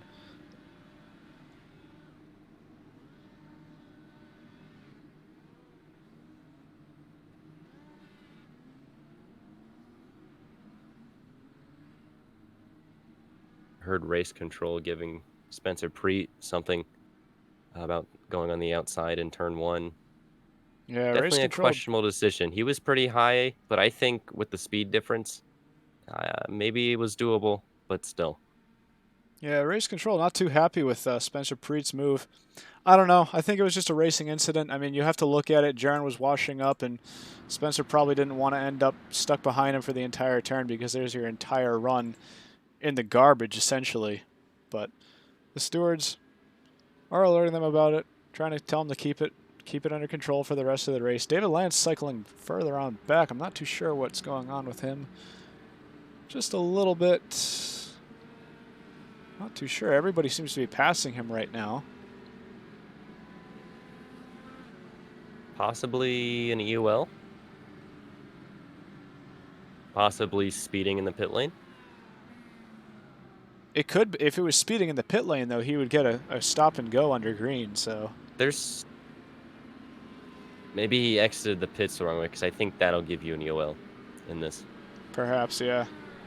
Anyway, Land all the way. David Land with the EOL. To the back of the field. F in the chat for David Land.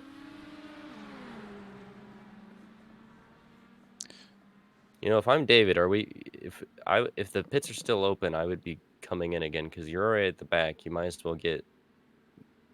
well top off. Well, we see one car coming in right now. That's Ryan Gowell in that Menards car. He has some damage. He definitely has some damage. Let's see if... Oh, he just drove right through it. He's taking the road course. I'm not too sure. What? All right. I'm not sure what that was about. Anyway. Going back to Garrett Kirshner, though. It's like Spencer Preet's going to still restart in the top 10 here. Yeah, I believe he would have been... Yeah, he came in and must have used his fast repair. Now, these top two, actually, Garrett Kirshner and Tom Miles, last pit on lap 57 and 58. Actually, pull that up on the board there. You can see when everybody pit. It's all lap 67 except for those top two runners right there. But their tires shouldn't be too bad right now, so hopefully they are able to put up a fight at the beginning here. Huge shout out to the 31 viewers watching the broadcast and to the 254 watching David Lands and the 227 watching Cozy. So altogether, that would put around 400 or 500 viewers into this race. Here we are bringing you the Flag coverage on the Racing Nation TV channel. Already coming back to the green flag here. Now we are past the halfway point, so this is really where it's going to start to get a little bit interesting. Sitting around isn't going to work for that much longer. You have to figure out what you're going to do for the end of the race, and that means setting yourself up for some passes right now so you can experiment. Garrett Kirshner and Tom Miles, too, that we have not seen in the front all day long as the pace car is coming in. Green flag, and green we are flag. back to green. Still further on back in the pack there. It looked like somebody stalled off a little bit. Now this is what you want to watch, these top two right here. Maybe they're going to be smart, maybe they're going to work together because they are on older tires, but they're also on less fuel. So maybe that'll equal out a little bit. Cars are a little bit lighter, but they do have tires that are a little bit older. Benji and Rush side by side through the north end. It's going to be very interesting how they negotiate these guys who didn't pit.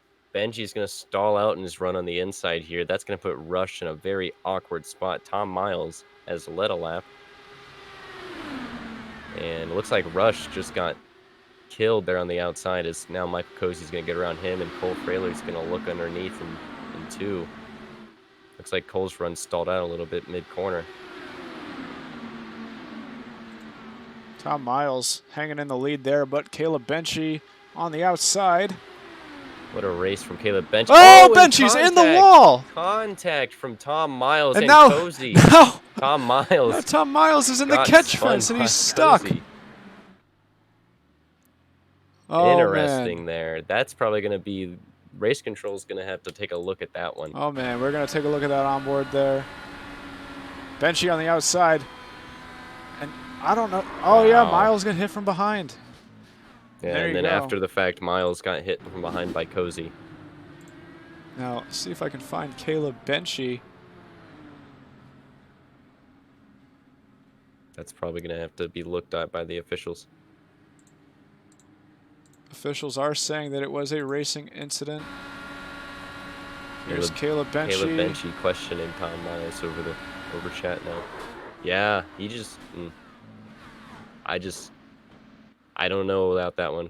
He had quite a bit to go lower. Maybe he got loose. He was on older tires, keep that in mind. But I think Benchy, you know, turn 3, the thing turn 3 I know is known for. It has slightly a bit more banking. That's the place where turn 3 is the place where you make your moves. So I'll take a look from Michael Cozy's on board. There you go, those top 2 right in front of him. I'm curious to see side by side at this point already. And Tom Miles, I think he might have pushed. I think he might have honestly, and obviously Cozy, once you get stuck in that position, at first maybe your first thought is maybe a little frustration from Cozy over the incident. But I think Cozy, you know, you get stuck in the top groove and you just can't slow down enough, because Tom Miles after the contact just slowed up tremendously. Yeah, I was a bit more... After seeing that angle, I thought Tom Miles was clearly, you know, 100% in the wrong. But after that, he might have just pushed. I didn't see a big wiggle. I didn't, you know, there was no move right to hit him. So that was probably a racing incident, in my Race opinion. control agrees with that one, saying no further action. Yeah, I guess that there is just tough luck for Caleb Benchy. That's what happens. I mean, Tom Miles on older tires just proves even further that these guys, you get stuck behind someone in older tires. I think now the message after the last 2 incidents, Jaron and Tom, I think when you're around these guys on older tires, I think that's got to be very, very cautious. You know, the one person this helps tremendously is David Land, the guy that we saw have to go to the back the last caution, because now the guys who are fastest, arguably, are now in the back. Take a look at Cole Fralick as well. Stayed out on this stop right here. Or on this yellow, I should say. Only a 5-lap run, though. So, pretty much no harm, no foul. I'd be interested to see what these guys plan on doing. Now, if they pit on lap 67, they would be able to make it to the end on one more stop. So, I think that is what the top runners of Fralick, DeSarlo, Buchanan and Brodsky, I mean, pretty much everybody who pit on lap 67 is considering doing. You can see there again, all the pit laps. A couple cars going for their wave arounds there. There is Drayton Knowles. Zach Buchanan, once again, finds himself to the front, having a clean race here today. Matt Skipper, we haven't talked about him much today. He's sitting in 5th. Yeah, Matt Skipper's Joe had Donahue, 7th. Matt Skipper's had an up and down day, but I mean, really finding himself in the top 5 at this stage in the race is pretty impressive. David Land in the pits. Going to see if we can find out interesting. why David is in the pits. Everything looks good on his car. Very interested to figure out what the reason this is for. Very interested.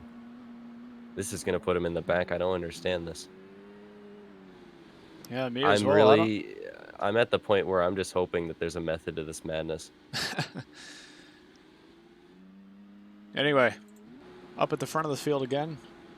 DeSarlo finding himself at the front of the pack. I've mentioned him the whole broadcast. He's been consistent, but been hanging back a little bit. I think the time for that now, in terms of DeSarlo's terms, is out of the window. Maybe we're going to see him on a new level of aggression on this restart. Jaron Fast in the pits as well. Jaron Fast has been notified by the stewards. See, he overshot his box a little bit there and a little bit still. Now the stewards have been keeping an eye on Fast, saying that he has been the cause of a couple incidents here. We saw him bring out the yellow, I believe it was on lap 65 that yellow came out. And Fast was cited by race control as responsible for that one. But finding himself back in 19th place right now. What a topsy-turvy race this has been.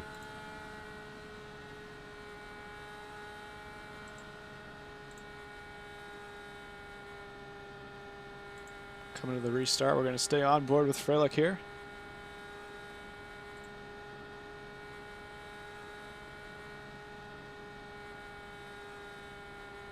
Going to see when he goes, because that's a big thing as well. If you go earlier, you're setting somebody up. You're setting up the opportunity for somebody to pass you into turn one. You see a lot of these guys restarting really late, but obviously not Freilich. He jumps right away, perhaps right at the green flag. Now the restart further on back. At this point, we've seen no matter what you do, the leader is going to get the big jump on the restart, and then that's just going to lead him for failure and coming to the back straight. Absolutely, yeah. These cars accelerate almost like nothing else on these ovals. This is the first time we've seen Frankie DeSarlo trying to fight for the lead. Let's see what he does here. Looking to the bottom, down the back straight. Coming into 3, he has the inside. Matt Skipper with a huge run. Matt Skipper DeSarlo on the shot out of a cannon on the back straight. No way, 5th to 3rd. DeSarlo got a little bit loose on that apron there. Matt Skipper with the 2-for-1 from Kmart down the back straight. That was incredible. What the? He's already on the inside of DeSarlo as well, and he clears He's going to be fighting for the lead. What a pace Matt Skipper is making right now. Up to 2nd. Talk about Matt Skipper. Is he going to have anything for Cole Freilich here? That'd be 5th to 1st in 2 laps. Talk about Matt Skipper. Matt Skipper, already a race winner at Indianapolis this week. Won David Lenz. Cole now into 3, and he is the leader. Matt Skipper, 5th to 1st in 2 laps. That was incredible driving by Matt Skipper. Skipper won David Land's 2013 recreation race on his YouTube channel. And already in the lead of this one as well, from 5th to 1st, like you said, in less than 2 laps. I'm pretty confident that nothing else is going to top that I'll be able to reward at the end of this race. Matt Skipper with the Tag Heuer Don't Crack Under Pressure award. Congratulations, Matt Skipper. Incredible drive. Take a look a little bit further back at Michael Cozy.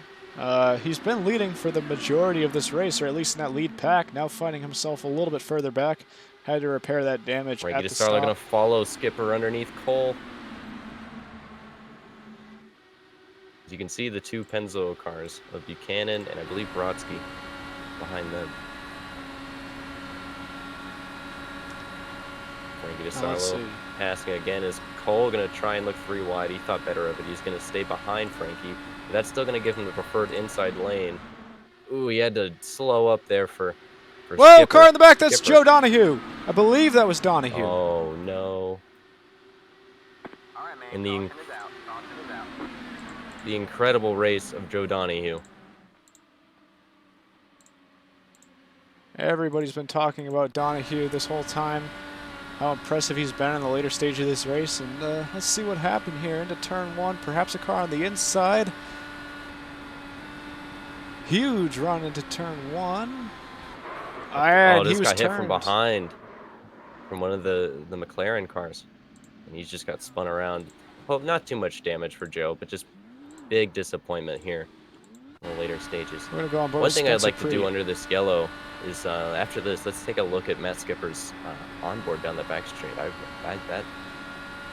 have to see that again. Crazy wreck avoidance there by Spencer Preet to find himself back into the top 10. I'm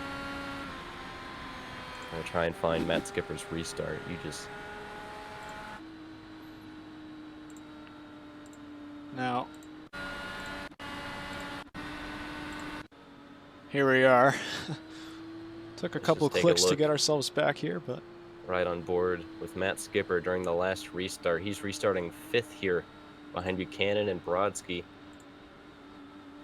Looks like Brodsky's leaving the inside open.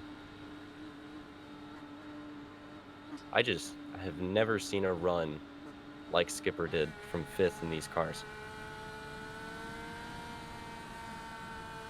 Brodsky leaving the outside open here. Little checkup on the restart here. Once again, we're on board with Matt Skipper, taking a look at the last restart and how incredible a restart. Falling back a little bit. That's just...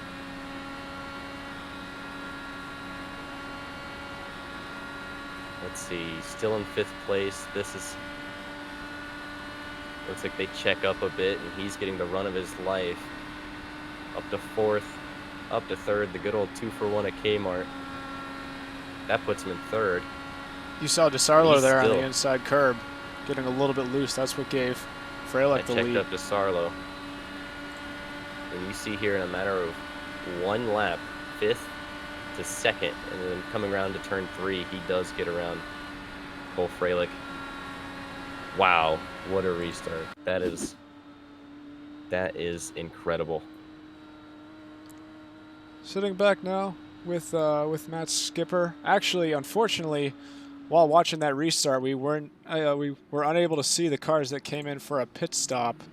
That would be Michael Cozy Jr., Spencer Preet, Zach Rinker, Jaron Fast, Joe Donahue, Elijah Kaminsky, and I believe those were the only ones we saw pit on lap 79. Still on the lead lap, though. Michael Cozy down to 13th right now with Spencer Preet right behind him on this restart. Man, oh man. The lead is constantly changing. The strategies are all over the place. Man, I just have no clue how this thing's going to end.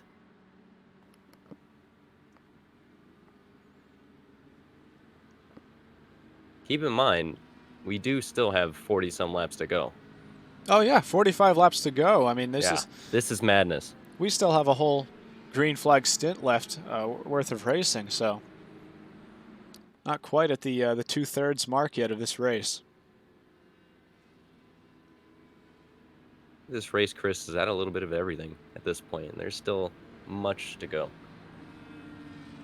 Yeah, it definitely has. I mean, it's played out almost exactly like well, I don't want to say exactly like I expected. I expected that the cautions would be fewer and fewer on that first half of the race, but it seemed like we actually had quite a few cautions in the first half of the race. But in the middle of the race, that's when you saw these guys starting to calm down a little bit. There wasn't a lot of that, though, before the end of the race run that we're on right now, and now everybody's right back on the same strategy of trying to fight as hard as they possibly can.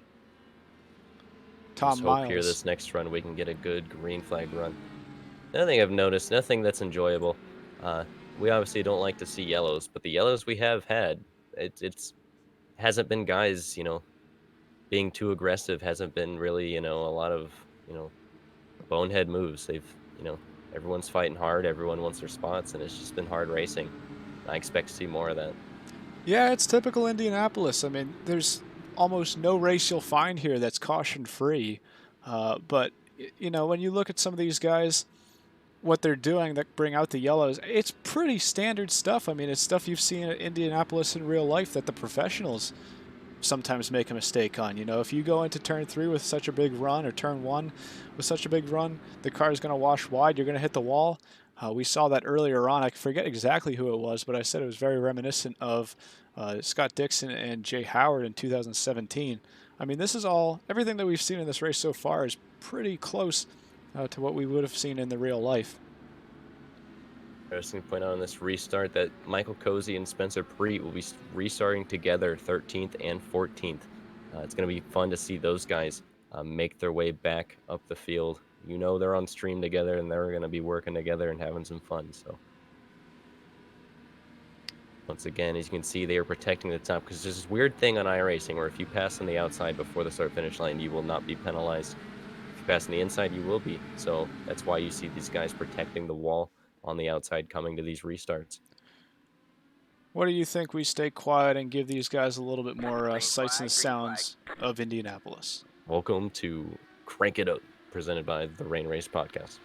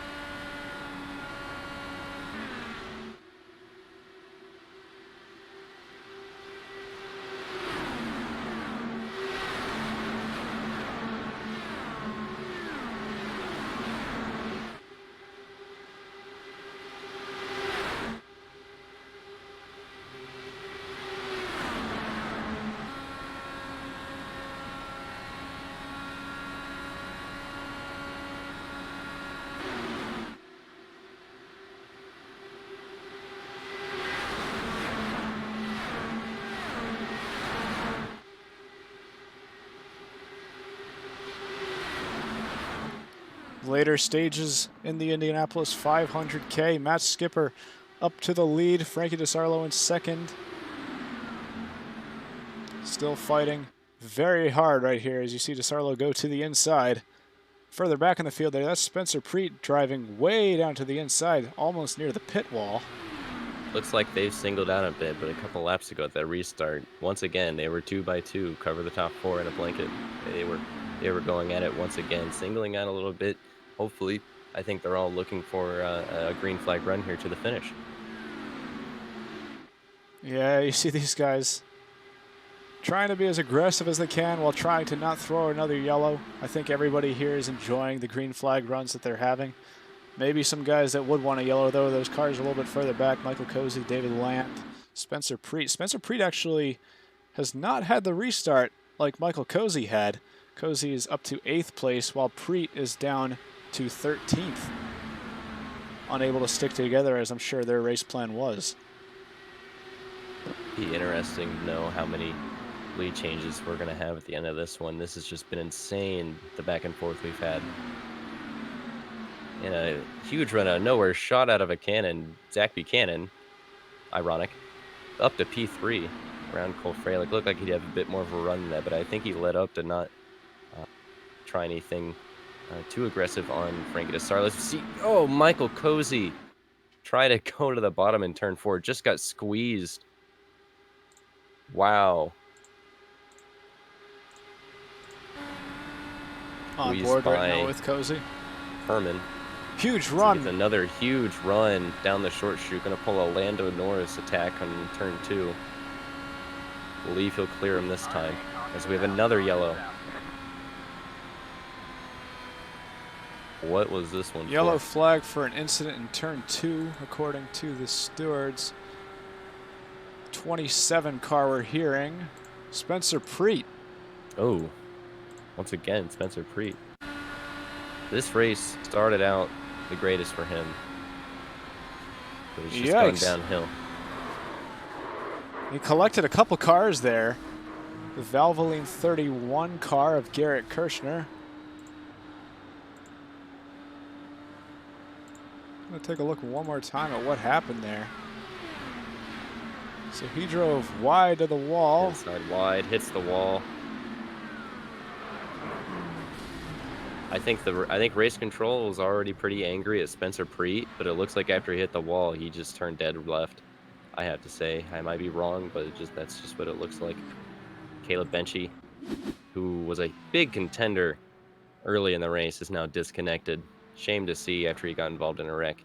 He is officially now disconnected. It's going to be interesting what the stewards say on that. They're going to definitely have to watch the telemetry on the wheel. See if he did indeed turn left after he hit the wall, if that was suspension, what it was. But a major contender is Spencer Preet.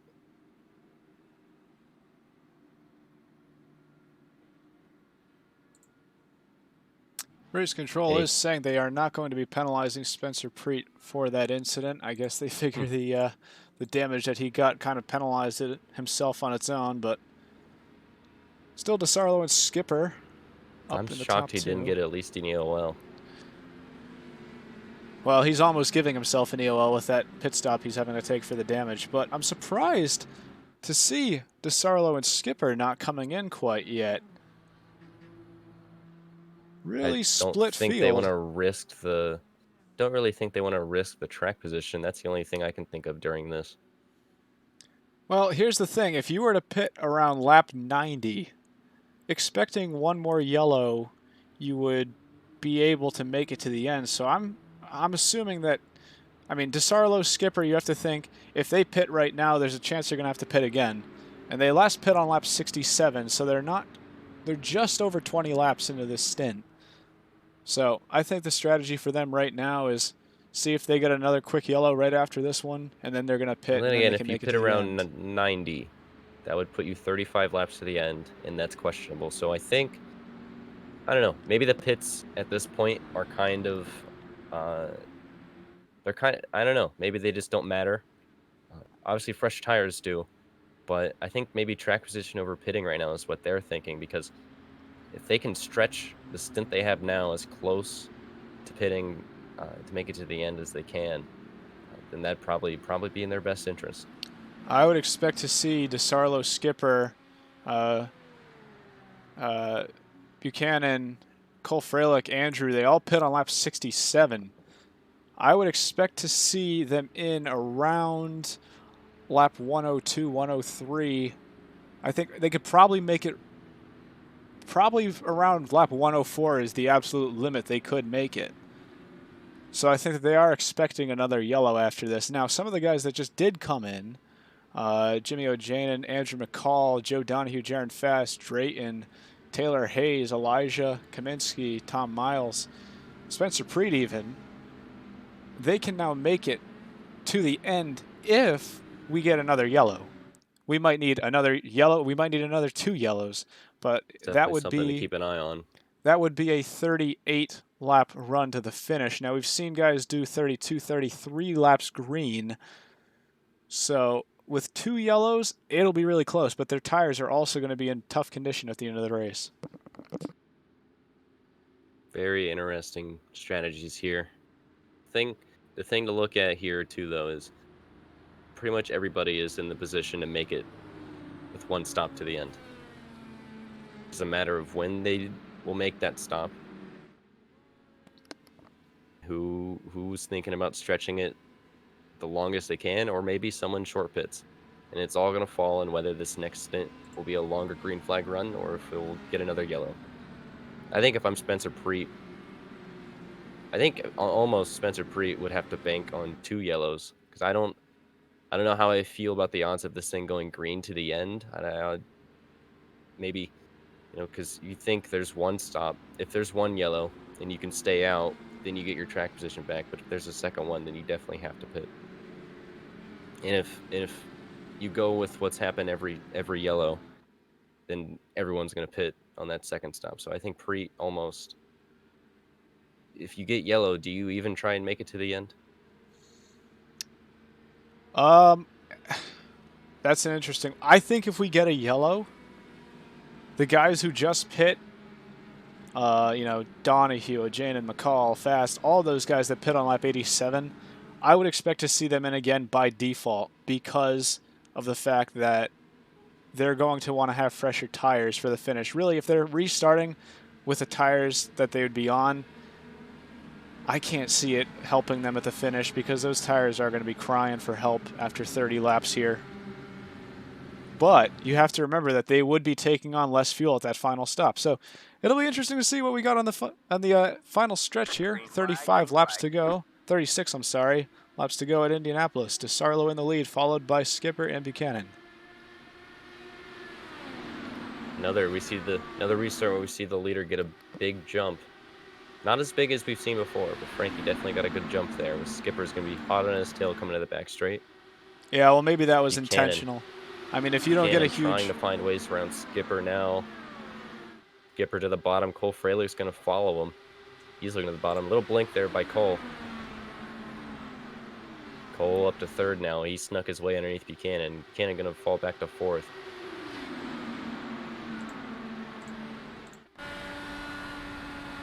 See Cole back out of it there. Still backing out of it. He could have gone for a dive, maybe for the lead there in turn 1, but that's smart.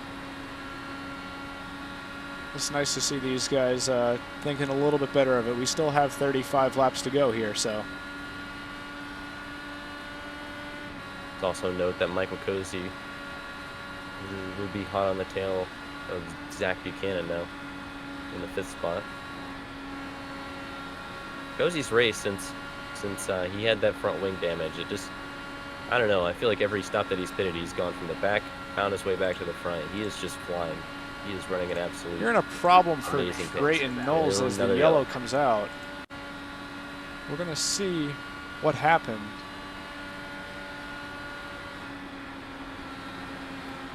Oh, once again, just too wide into turn 1.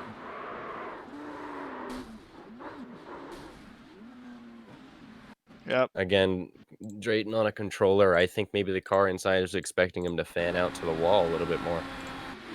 Yeah, see, he keeps it pit. Ooh.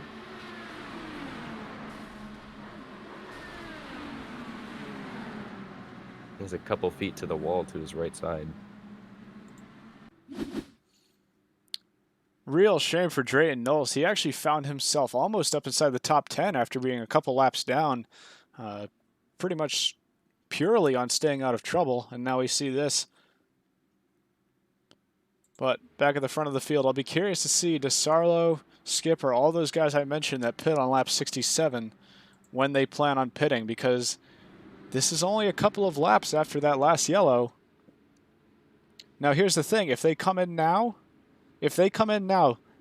I'm 95% confident they can make it to the end. It's just a question of tires then.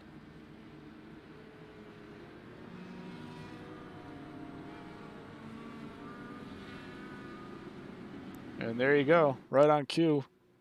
Plenty of cars coming into the pit lane there. All led by DeSarlo. DeSarlo coming in with a healthy margin. Don't know if he tried to do the old slow down and then speed up right before the pit entry. Maybe a little bit of games going on there, trying to make sure he loses as few positions as possible. Joe Donahue, though, one of the cars that stays out. You see him there in that 7-up car, straight to the lead. Now, he just pit on lap 87. That was on the last stop. So Donahue, through strategy alone, finds himself to the front with Garrett Kirshner in 2nd place and Tom Miles in 3rd. Now, Tom Miles and Garrett Kirshner have been 2 guys who were up front earlier in the race before they both got taken out. So perhaps they've learned their lesson. They know what to not do now, and we'll see where that takes them on this restart.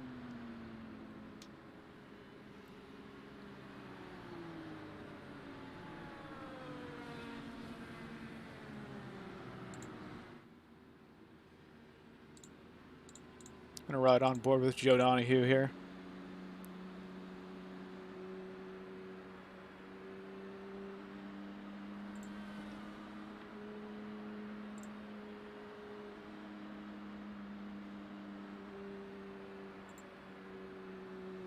Now, I know it's tough to read, but there is the stint length there. You see that Joe Donahue's been one of those guys being a little bit conservative with his stops. Stopping pretty much as often as all the yellows come, almost. Frankie DeSarlo. That seems to have been a theme this race. When the yellows come, everyone pits.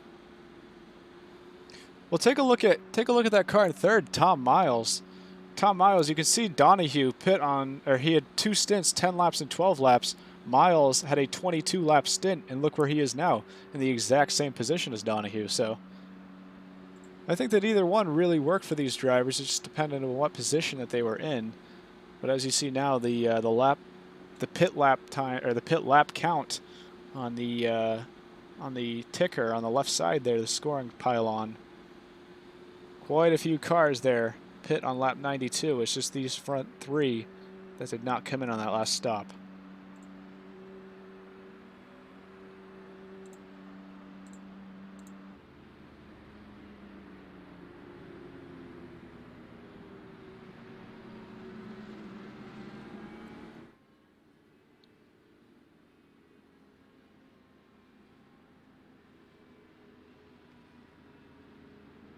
Lights red on the pace car, which means we are going to go green this time around.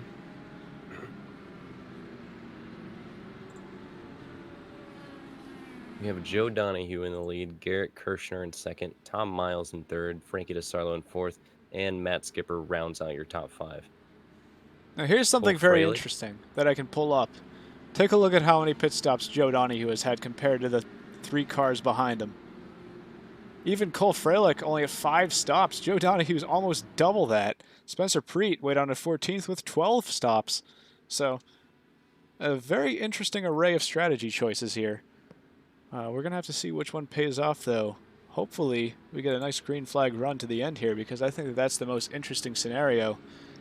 See what the drivers like Donahue, Kirshner, Miles decide to do. Said it last yellow. Say it again.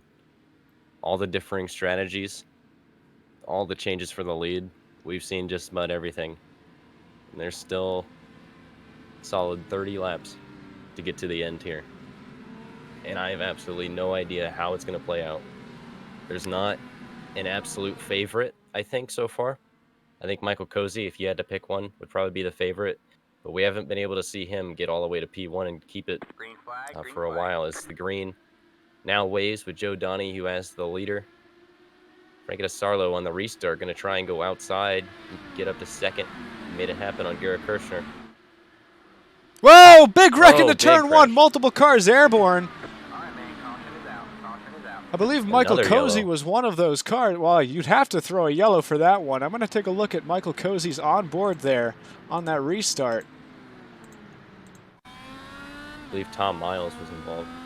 I mean, multiple cars were involved in that one. Cozy holding back a little bit on that restart. Huge run into turn 1. Maybe a peek to the outside. Oh, it was Tom Miles. He either got turned or lost it. I believe he might have got turned off the nose of Cole Freilich there on the restart. Cole Freilich or Matt Skipper, one of the two. The cars look awfully alike. Here is Tom Miles. I believe that was Cole. Look at Frankie's restart. He did the outside trick that we were talking about. But I guess he did have a black flag. She's now had cleared. Oh, just spun. That might have been Buchanan. I think you might be right.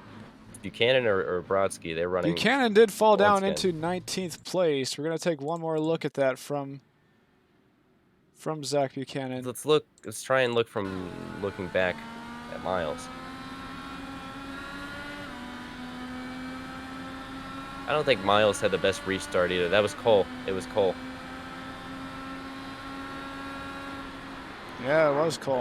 That could have been netcode, because I don't think Cole really stuck underneath of him. I think maybe Miles checked up, and just like when Cole checked up, it was just a brief touch and a spin. That's not what you want to see, though. Investigating it right now. Cole might have tried. Let's see if Cole's on board. Can we do that? Just multiple cars there. Wow. You see just flipping. That is the camera angle. This is going to be interesting. How lost on board from Cole Freilich. See if Cole really sticks it underneath him, or if it was just a checkup. A little bit of netcode. Netcode. Yeah. And Cole Freilich has disconnected. That is race done, I believe, for Cole. Wow. Wow, Cole Freilich disconnected out of the race. One of the fastest cars in the field. Cole was a major contender. That's a shame to see. You hate to see it. Now take a look at this right now. He's connected again, so he either had to leave to fix a glitch, or he's coming back to spectate. Now take a look. We won't know. Take a look at the cars that were in the pits. Michael Cozy, Zach Rinker, Zach Buchanan, Taylor Hayes, Tom Miles. These are all cars that were involved in the incident, but now they're going to be on even fresher tires than they were before. I don't know if it certainly wasn't intentional. It was as a direct result of being involved in the incident there, but you might have to consider it. Now, I'm surprised that we haven't seen Joe Donahue or Garrett Kirshner into the pits. Keep in mind here after that wreck, I mean, they're definitely still in contention here. David Land up to 9th, even with questionable strategies.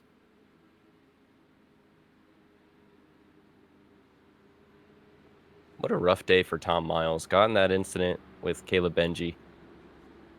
And now this, when he 2 times he's found himself in the top 5 in contention. Joe Donahue's still going to stay out.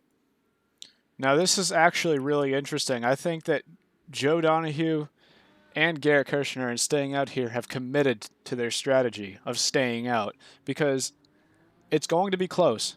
Joe Donahue put on lap 87, Garrett Kirshner on lap 86. You're looking at around 33-ish laps if it stays green. Well, they were looking at around 37 or 38 laps. Well, they've made their bed. Time to lie in it. With the yellow, it will be interesting. Lights are out on the pace car. We're going green this time. Cannon still in the pit lane. So I would take that as he's on the pit exit now, but I would still take that as he has now gone a lap down. Now take a look at this right here. This is Joe Donahue's driver inputs. You see how that line is flat. He's very, very, very smooth on that throttle. He's in 6th gear right now. In fact, you might see him throw the clutch in and just try to coast a little bit, just to save a little bit of fuel.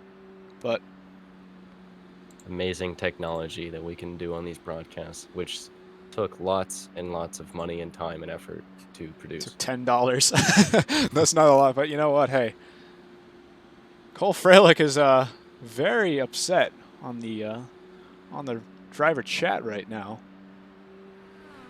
There he is, trying to fly around the track to get his lap back. Now, he's not giving up. That's one thing about Cole. He does not give up no matter what.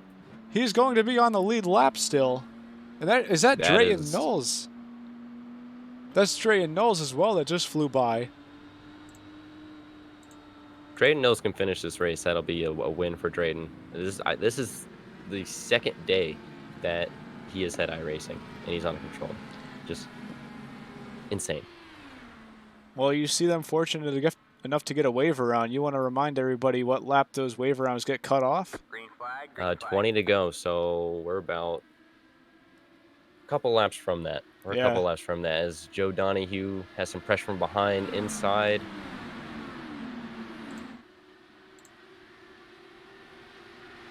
Frankie DeSarlo. Sorry about that. It'll take a minute to... Frankie DeSarlo to the lead of the Indianapolis 500K late in the going here. Right, so we're about 6 laps from wave rounds being taken away. Because with 20 to go, I mean, when you're a lap down with 20 to go, what more are you going to do? You know what? Donahue did not really fight that, and I'd like to point that out because Donahue is trying to save a little bit of fuel here. I'll bet you he's just trying to use DeSarlo as a pick, and he's just going to try to stay behind him. Maybe Donahue's thrown out the possibility of a win, but certainly a top 5 finish is doable. I think maybe if you stay in this track position, right, and you get a caution in the end where everyone comes in, then all of a sudden you find yourself in the top 5 on even tires. I think that's one thing to bank on here for someone like Joe. Donahue lets Skipper by there, but you can see down to 5th there. But you can see him hanging it in 6th. David Land, you can see. These are 5th gear corners. Those turns should be 5th gear corners.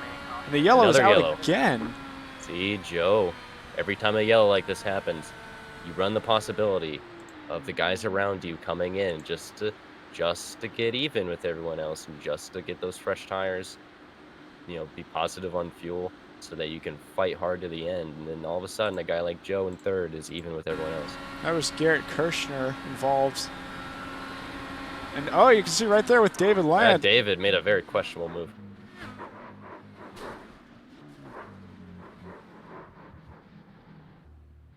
Here's David. Might have thought he was clear, or he was pushing.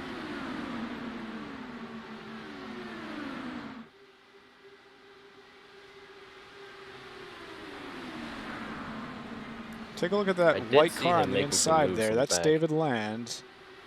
You know, look underneath. Yeah, he washed up. Race control has give David Land a warning. Is that Cole Freilich again involved with the... There's another car that looks like that. Yeah, no, that's Cole in the back there, I believe, that just missed that because he wouldn't have Because how late he passed No, the field yeah, for the wave he would around. not have been. I'm trying to How figure out late he who else passed the that field with the wave was. around. I don't think he was with the field at the time of the green. But this also, I mean, you point that out. This helps Cole Fralick significantly. Race control is saying that this is most likely the last time drivers will get a wave around under yellow. Like you mentioned, that cutoff at lap 105. Spencer Preet taking advantage of the yellow to come into the pit lane. So is Jaron Fast, Cole Fralick, Garrett Kirshner, who was involved in the incident. I'm going to go ahead and insert an ad under this yellow. If you get that, keep in mind that's what it is. For those who not everyone gets maybe don't have the ad, maybe you have ad block on, welcome to extended coverage. Well, not everyone gets the ad. That's true. That's true. There's still people here. Anyways. You're Under just yellow, trying to Frankie profit off DeSarlo. my hard work here. Anyway. We'll split the 10 cents. So Frankie DeSarlo in the lead.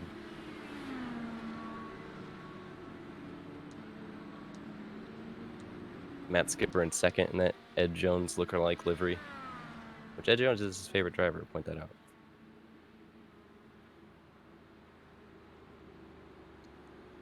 And nobody pitting. Interesting. DeSarlo's been hanging on to the front here. Very recent. I mean, he was sort of mid-pack-ish around the maybe 10th, 8th place for a while. But now he's in the position he wants to be in. He's on fresher tires than Joe Donahue. Now, a couple of cars further back, though, in 9th place is Michael Cozy.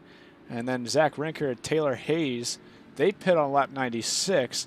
And then even further back from them, Spencer Preet, Jaron Fast pit on lap 101. Now, see if I can pull that up again, because we keep re-referencing these lap times, which the drivers pit on. But they're very interesting because having 10-lap difference tires when the tires are at the end of a run is going to be very interesting at the end of the run. I expect to see Spencer Preet more aggressive than he's ever been on this restart here. Spencer Preet was one of those guys early in the race that showed tremendous pace, just like Cozy. He is on stream with Cozy. They are both very, very quick. And Spencer Preet on those tires, someone like Joe, who's kind of iffy on making it to the end, versus someone like Preet, who knows for sure, for a fact, that it's just push hard to the finish. Then it's game on.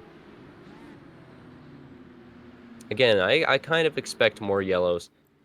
Another thing to keep in mind late in the race here is they did get 4 fast repairs, and I think a lot of these guys might have used those up by now, so they might be fighting a little bit more hesitant. So we might get less yellows, or we might get, same amount. Who knows? I do expect we'll get a few. And someone like Joe in this position who may or may not make it, I think he's in a spot right now where he's just waiting for people to pit at the end. So that they can be on fresher tires and have a fighting chance at the finish without pushing and just being comfortable. Joe Donahue, one of our drivers carrying the Rain Race Podcast visor cam. See on board with him right now. Did we mention that the visor cam is presented by the Rain Race Podcast, which you can find pretty much anywhere you can listen to podcasts? Of course.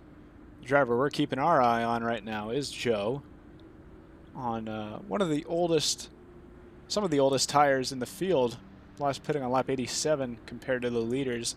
Only 5 laps later, but that is enough to make a difference around this place. You got to remember that 5 laps here is 15 miles. No, it's not. That's terrible math. It's about 12 and a half miles. Massachusetts education, everyone. Hey. We're going to be coming back to the green.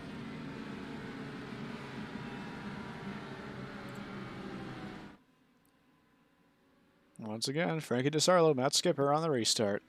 Slowing down the field just a little bit and back on the throttle now, coming to the green. Frankie DeSarlo leads him to the restart with Matt Skipper close behind. Joe falling back a little bit. He gets passed by Andrew Brodsky. Under pressure from David Land for 5th. David Land around the outside of Joe. Joe going to give him the room on the outside. David Land up to 4th. Joe Donahue back to 5th. It's going to be interesting. Can Brodsky and Land catch this front pack as Skipper is going to go to the bottom as we ride on board with David Land in the 4th spot. Going to get a run on Andrew Brodsky. Where does he go? Does he go high? Andrew goes low. He's gonna peak to the top here. Talk about David Ultimately Land. lifted. David's actually going to be competing in a 500-mile race, I believe, right after this one. So, It's 800 miles straight. I will be his engineer for that. I'll be hopping on to his side of the stream for that. So go tune into David Land's channel after this race. Watch him compete in 500 miles rather than kilometers. Oh, and Race Control has now made it official. There are no more wave rounds if there happen to be any yellows. So the yellows should fall lost our a little camera quicker. feed for a minute. There we are back. Sorry about that. I clicked leader and then it went to... This was ABC. Then we're running a very realistic broadcast as now we see David Land go up the inside of Brodsky. And they're Skipper 2 by 2. blinking a little They're bit. too wide at the top. Skipper blinking a little bit. Race Control going to keep an eye on that. As Michael Cozy, we talked about his pace. He very quickly has found himself now inside of Matt Skipper. Skipper is getting freight trained around the outside from guys on the bottom. David Land going to protect the inside on Michael Cozy. The YouTube battle coming down the back straight into the north end. David Land blocking high a little bit, but that's going to put him on the outside of Frankie DeSarlo. But that'll just give Cozy the inside of David Land coming into 4. Got the McLaren car, going to make it almost 3 wide for a brief second there. That McLaren car is the car. Oh, Preet in the wall again! Rush. Preet in the wall into turn 2 there. I don't believe he collected anybody with him. The caution's out once again, though. Causing another yellow. David Land, P2 behind DeSarlo. Take a look. Amazing battle by the YouTubers down the back straight there. That was incredible. Preet's just... Oh, there's Joe on the inside. Oh, yeah. Joe. What a rough race for Preet, man.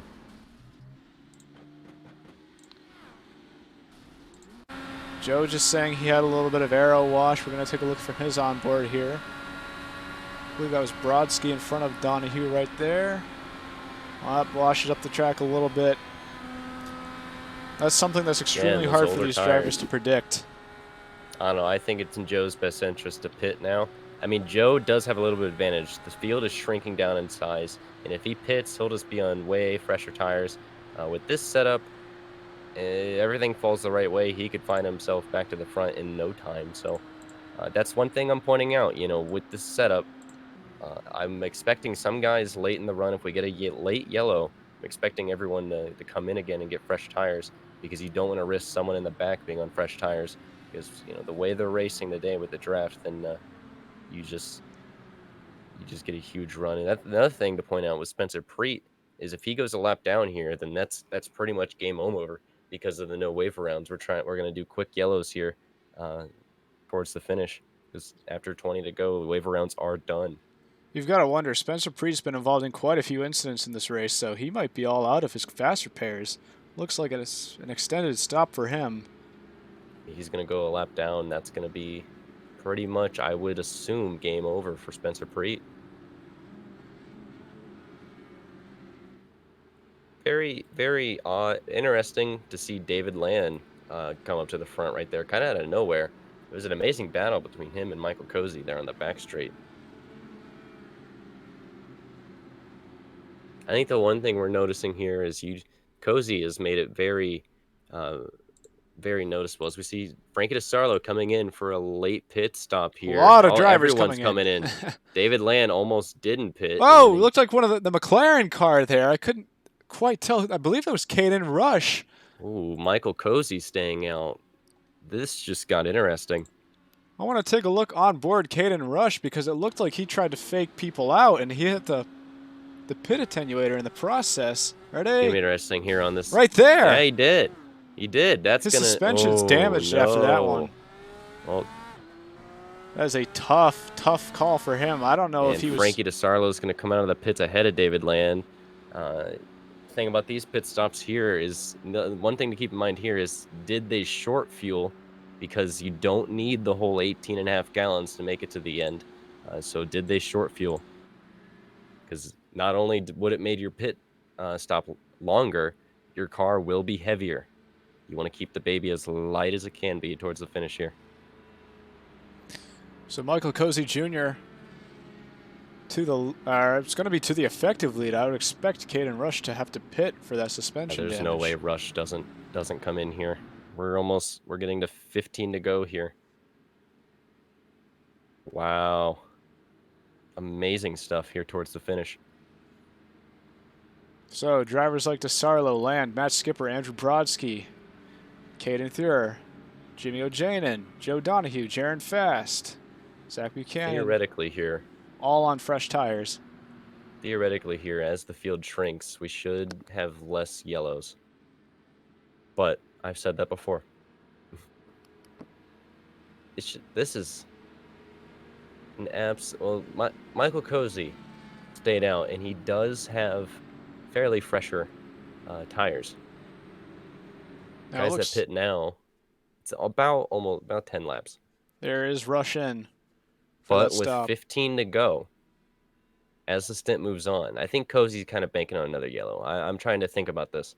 I think Cozy's banking on another yellow or something, because with the way they're racing, if Cozy to make another 15 laps to the finish, already being 10 laps behind on tires than everyone else, then yeah, interesting. It's going to be fun how this plays. We got Frankie DeSarlo, brand new, just pitted in 4th place right behind him. It's going to be interesting.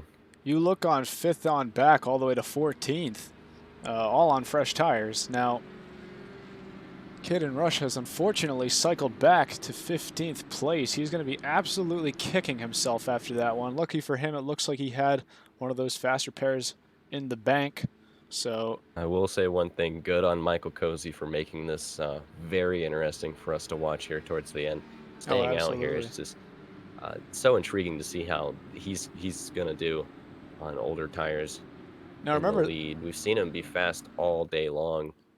Can he keep it? The top 4 cars have all pit on different laps. Cozy last pit on 96, Cole Freilich on lap 101, Elijah Kaminsky on 102, and DeSarlo on 108. So as we come back to the restart, keep an eye on those guys with fresh tires. 4th on back, all the way to 14th, like I said. Actually, 15th. I expect Cole Freilich to give Cozy a huge run for his money here. Kaminsky we haven't seen much of today, but between the way fresher tires and Cozy, I mean, he does have a 2-car gap in between them. But I do expect Cole Freilich to be pretty heavy on his tail here. Coming to 15 to go here, pace car coming in. Michael Cozy is going to lead the field to the restart. One thing you do notice as we're coming to the green is a little bit of cloud covers coming in. Big restart from Michael Cozy there. Actually, the top 3 have built quite a bit of a gap on the restart here, but that's just going to seize up by the back straight. Nobody appearing to make any moves here. Cole Freilich getting a huge run on Michael Cozy here. He's going to tuck to the inside. Can he get it done going into 3? He can. Cole Freilich to the lead. Michael Cozy is going to look right back to the inside in the short chute and coming into 4. Really close to that curb there. We've said it all day, don't touch the curb. Frankie DeSarlo still behind Kaminsky. So it looks like it's a bit of a train behind Kaminsky. This front pack has kind of separated themselves from the second pack. And that's what they needed has to gone do. around Kaminsky, and David is on the inside coming into the short chute. These guys have to work contact. together. Oh, David Land hits Kaminsky. No, that was Matt Skipper, actually, further back. Oh, that was Skipper. That was Matt Skipper. Interesting to see if they're going to throw a yellow. Race control is saying they're going to keep it green. Here's on board with Matt Skipper. Oh, looks like Skipper was maybe already getting loose, maybe, too. I mean, that... On board with David Land. We're going to see if this tells more of the story. There's going to be some tempers flaring after this one. There's going to be some tempers flaring. Looks like he tried a cut back here to go inside. Oh, David, that's Oh, he's pushing. He lifted, but not enough time to get out of that. That was aggressive. Oh, no. Well, it's late in the race now. Who's that in the grass right there? That's Cole Freilich down to the grass. Oh I'm boy. so skeptical there's Kaminsky in to view second a now. replay because of what we might miss, but here's Cole Freilich on the back straightaway. Wow. Wow, what was he doing there? His front wing just wheelie. got. You see his front wing there just got Freilich there on the damaged. back straight. No way. Cut back to live. Cole's going to have to make a pit stop. His front wing just got tore off in that. Man. Look who's in the lead now, Elijah Kaminsky, side by side with Michael Cozy. I'm angry, but that was probably worth it. That was cool. Give it up for Cole I Freilich, cannot chat. see the move. I do not know what he was trying to do there. Give it up for Cole Freilich, chat. Anyway. As we see Michael Cozy inside of Frankie DeSarlo. David Land took no prisoners on Matt Skipper. But he is sitting in third, trying to weave around Frankie DeSarlo, but that's just going to put him in a hole behind Michael Cozy. Now, Cole Freilich did not come in for that right there. He did not come in for that damage. He has no front wing. He has nothing to lose now. We're at 10 to go. Huge run on Kaminsky. David Land to the grass. He clips the grass. 3 wide. Hunter Into 3. race Is he gonna style hold into it? turn 3. DeSarlo going to cut back to the bottom. Once again, the battle of the YouTubers side by side. Coming into turn 4 in the south. Then a little bit of Cozy's in net the wall. Cozy in the wall. And he takes out DeSarlo with him. No way. Caution is out. No way. Oh, The race yellow is out control for on that Land. one. That's going to be because Land's already had a warning. Oh, that could be an EOL or a drive-through for Land. And they might assess him for the Skipper incident. Here's that back straightaway pass on the grass a little bit No right there. way. Oh, he wheel hit in the grass. He touched the grass, and he kept it straight. Oh. On board with Cozy now. No way. Race control has called it net code. Yeah. No further action. I mean, I don't think David changed lines there, and it was a bit of net code. But no way. What a... Oh. 10 to go. David Land sending it. See Frankie backed out of that just one a little in bit. the back, wrong spot, the wrong time. And then Caden Rush also got hit. He is disconnected out of the race. Give it up for Caden Rush. Awesome race from him all day in the Aero McLaren car. Man, what a great race from him, and he's out. Frankie DeSarlo in the pit lane. That will theoretically end his day. I believe so.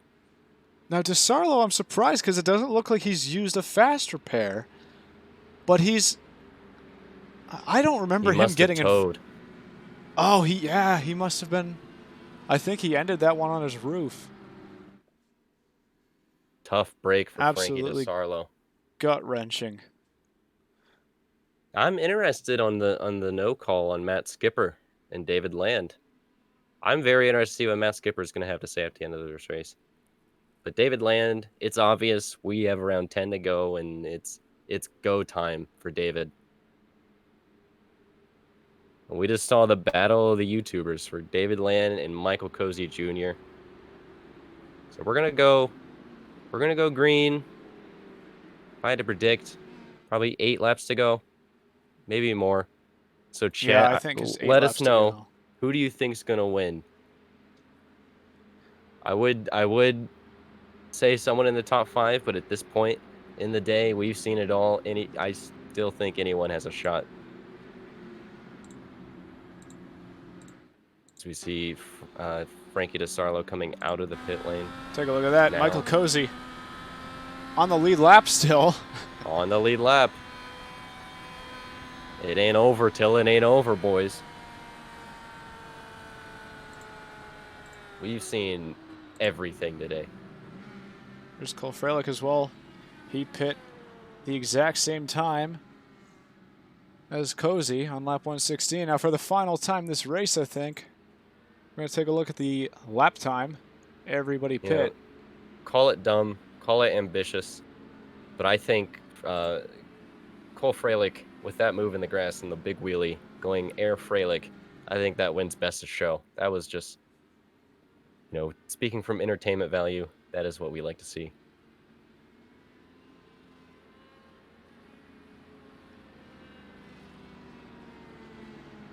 Remember what we said in the pre-race show. At this stage in the race, put your records on. These guys have to be setting almost lap record pace around this track. I mean, I would expect to see some of the best lap times we've seen all day right now. Light fuel, fresh tires, everybody's on it. But I don't think we're done with yellows yet. We'll have to see.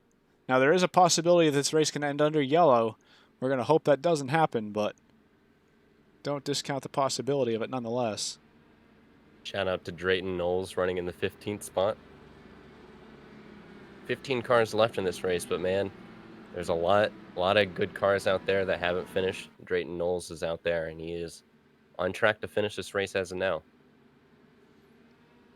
Now take a look at the pit stops everybody's been doing throughout this race. Forgot to mention earlier on, Spencer Preet unfortunately retired from the race after such an ambitious run, running up front for most of the race. But take a look at David Land versus Elijah Kaminsky. 7 stops versus 11. Now, another shout out I want to make is Matt Skipper, who is still in the pit lane. He's theoretically out of it, being laps down. No matter what the call was there in the incident in turn 2, he gave it his all today. I'm interested what he's going to say after the race. But, you know, tough break for him. He was definitely up there all day. He definitely gave it his all, and I knew he was very excited for this. So, now, how weird would it be if David Land, who half the year hires Kyle as a cameraman, ends up with a shirt that Kyle custom made? Fire up the presses right now and put your tinfoil hats on. I'm definitely going to have to make the shirt an extra large instead of large. I'm kidding. Anyway, coming to the restart, you see Land pulling that move to the outside, trying to be as safe as he possibly can.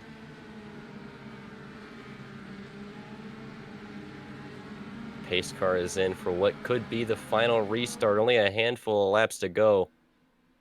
David Land coming to take the green. He's waiting, and he is going. They're getting they don't like that in the back of the field. David Land with a huge jump once again. We've seen that all day with a big jump. That's not going to last very long. He knows what he's doing, though. 6 to go. And there's a wreck in turn 1. They're going to throw a yellow. One more time. We're going to have enough here for a green lap dash.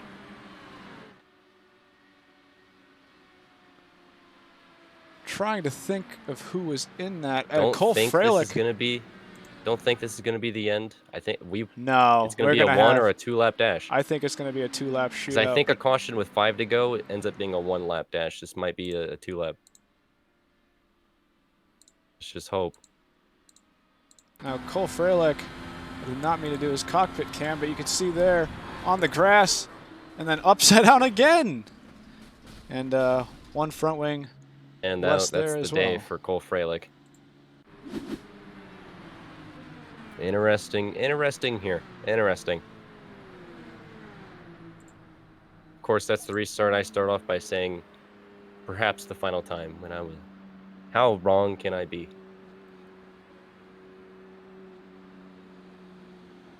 5 to go now. David Land in the lead under yellow with Kaminsky, Thurer, and Brodsky. I mean, looking down the field, it appears, you know, from the typical suspects that we've seen all day at the front, the only one I can see is Buchanan and maybe Brodsky, but Brodsky hasn't shown big pace today anyway. So Michael Cozy has made his way up to 9th. Joe Donahue back to 8th.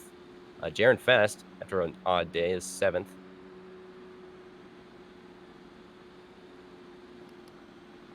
With those cars out, that will put Drayton Knowles up to 13th. He could be in for a top 10 depending how this goes.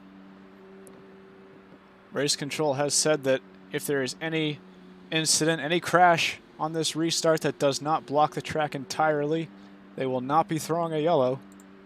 So, good call by Race Control here. Let's take a look at... Wanting to give us a green flag finish. Not too many cars left here anymore, actually. I believe there's just over 10 cars. 13. We have 13 left, and the lights will stay on in the pace car. Hopefully that time was 2 to green. 10 cars on the lead lap here. A couple drivers like DeSarlo, Hayden Herman, Drayton Knowles, Cole Freilich. just hoping. Oh, so I'm sorry. Cole Freilich is out of the race, but the other drivers I have noted. For Cole Freilich. Other drivers I have noted are just hoping that maybe something will happen on this restart and they can get a top 10 out of it. But keep in mind, David Land leading here with 4 to go has a 500-mile race to attend to in about 30 minutes. Oh yeah, I mean we're cutting it close here, but he's attempting to make it 2 for 2 today. Well, don't jump the gun yet. He still has a few laps here to finish on this race. I believe we might be actually going with 3 laps to go. We'll have to see if those lights go out on the pace car this time around. The yellow was thrown on lap 119.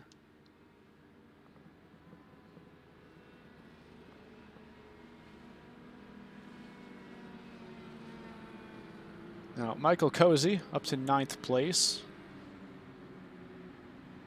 What a up and down day for Cozy. I mean, I guess at this point you could say that about everyone. Such an up and down day.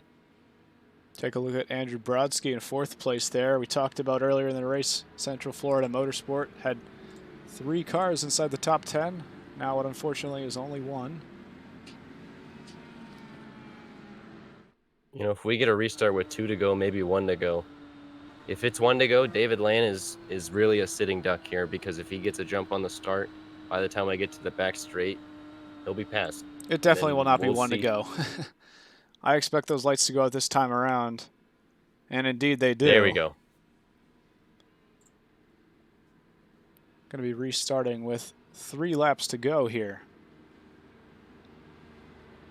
Reminder of who's on fresher tires. David Land is actually on the freshest tires in the field, except for some of those cars further back like Michael Cozy, and that's really it. Michael Cozy pit on lap 116, but you're going to have 3 laps to make up 8 positions.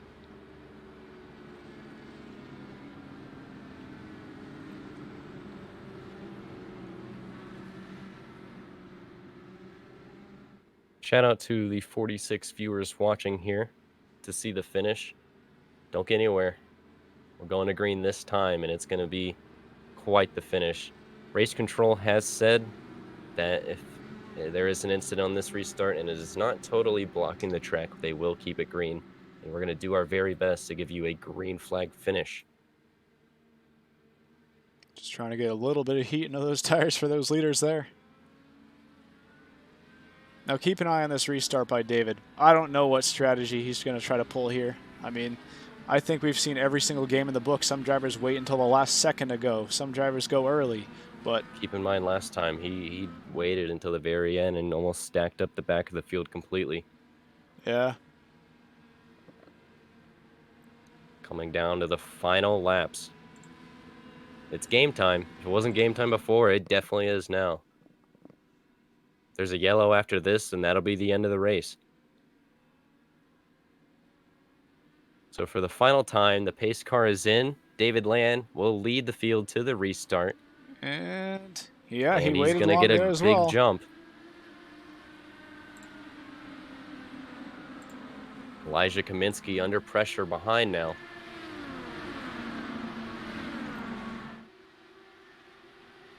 Now the question is, how long is it going to take for those cars right behind David to catch him?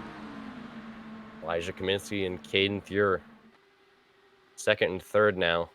I believe that's Andrew Brodsky behind the yellow car, and Buchanan's going to come out of nowhere behind them. Kaminsky, 2 by 2. Kaminsky has the cleared top David. 6 under a blanket now. And Michael Cozy is coming. He's coming. Oh, and David's going to contact between wide. Kaminsky and Land. He kept his foot in it, and David's going to get shuffled back. Michael Cozy is coming out of nowhere. He's coming. He's coming. Up to 6th Oh, and David's place. going to make contact. Oh, he's going to think about another. He's getting loose. Oh, there's contact there. David next. Oh, and David has binned it. All right, now there's going to be no yellow, but we're going to have to go back to the Michael lead here. Cozy now. Car's flipping down the back straightaway. That's it for David Land. Day done on lap 124. Caden Thuer is your leader, with Andrew Brodsky in second, with Michael Cozy around the outside.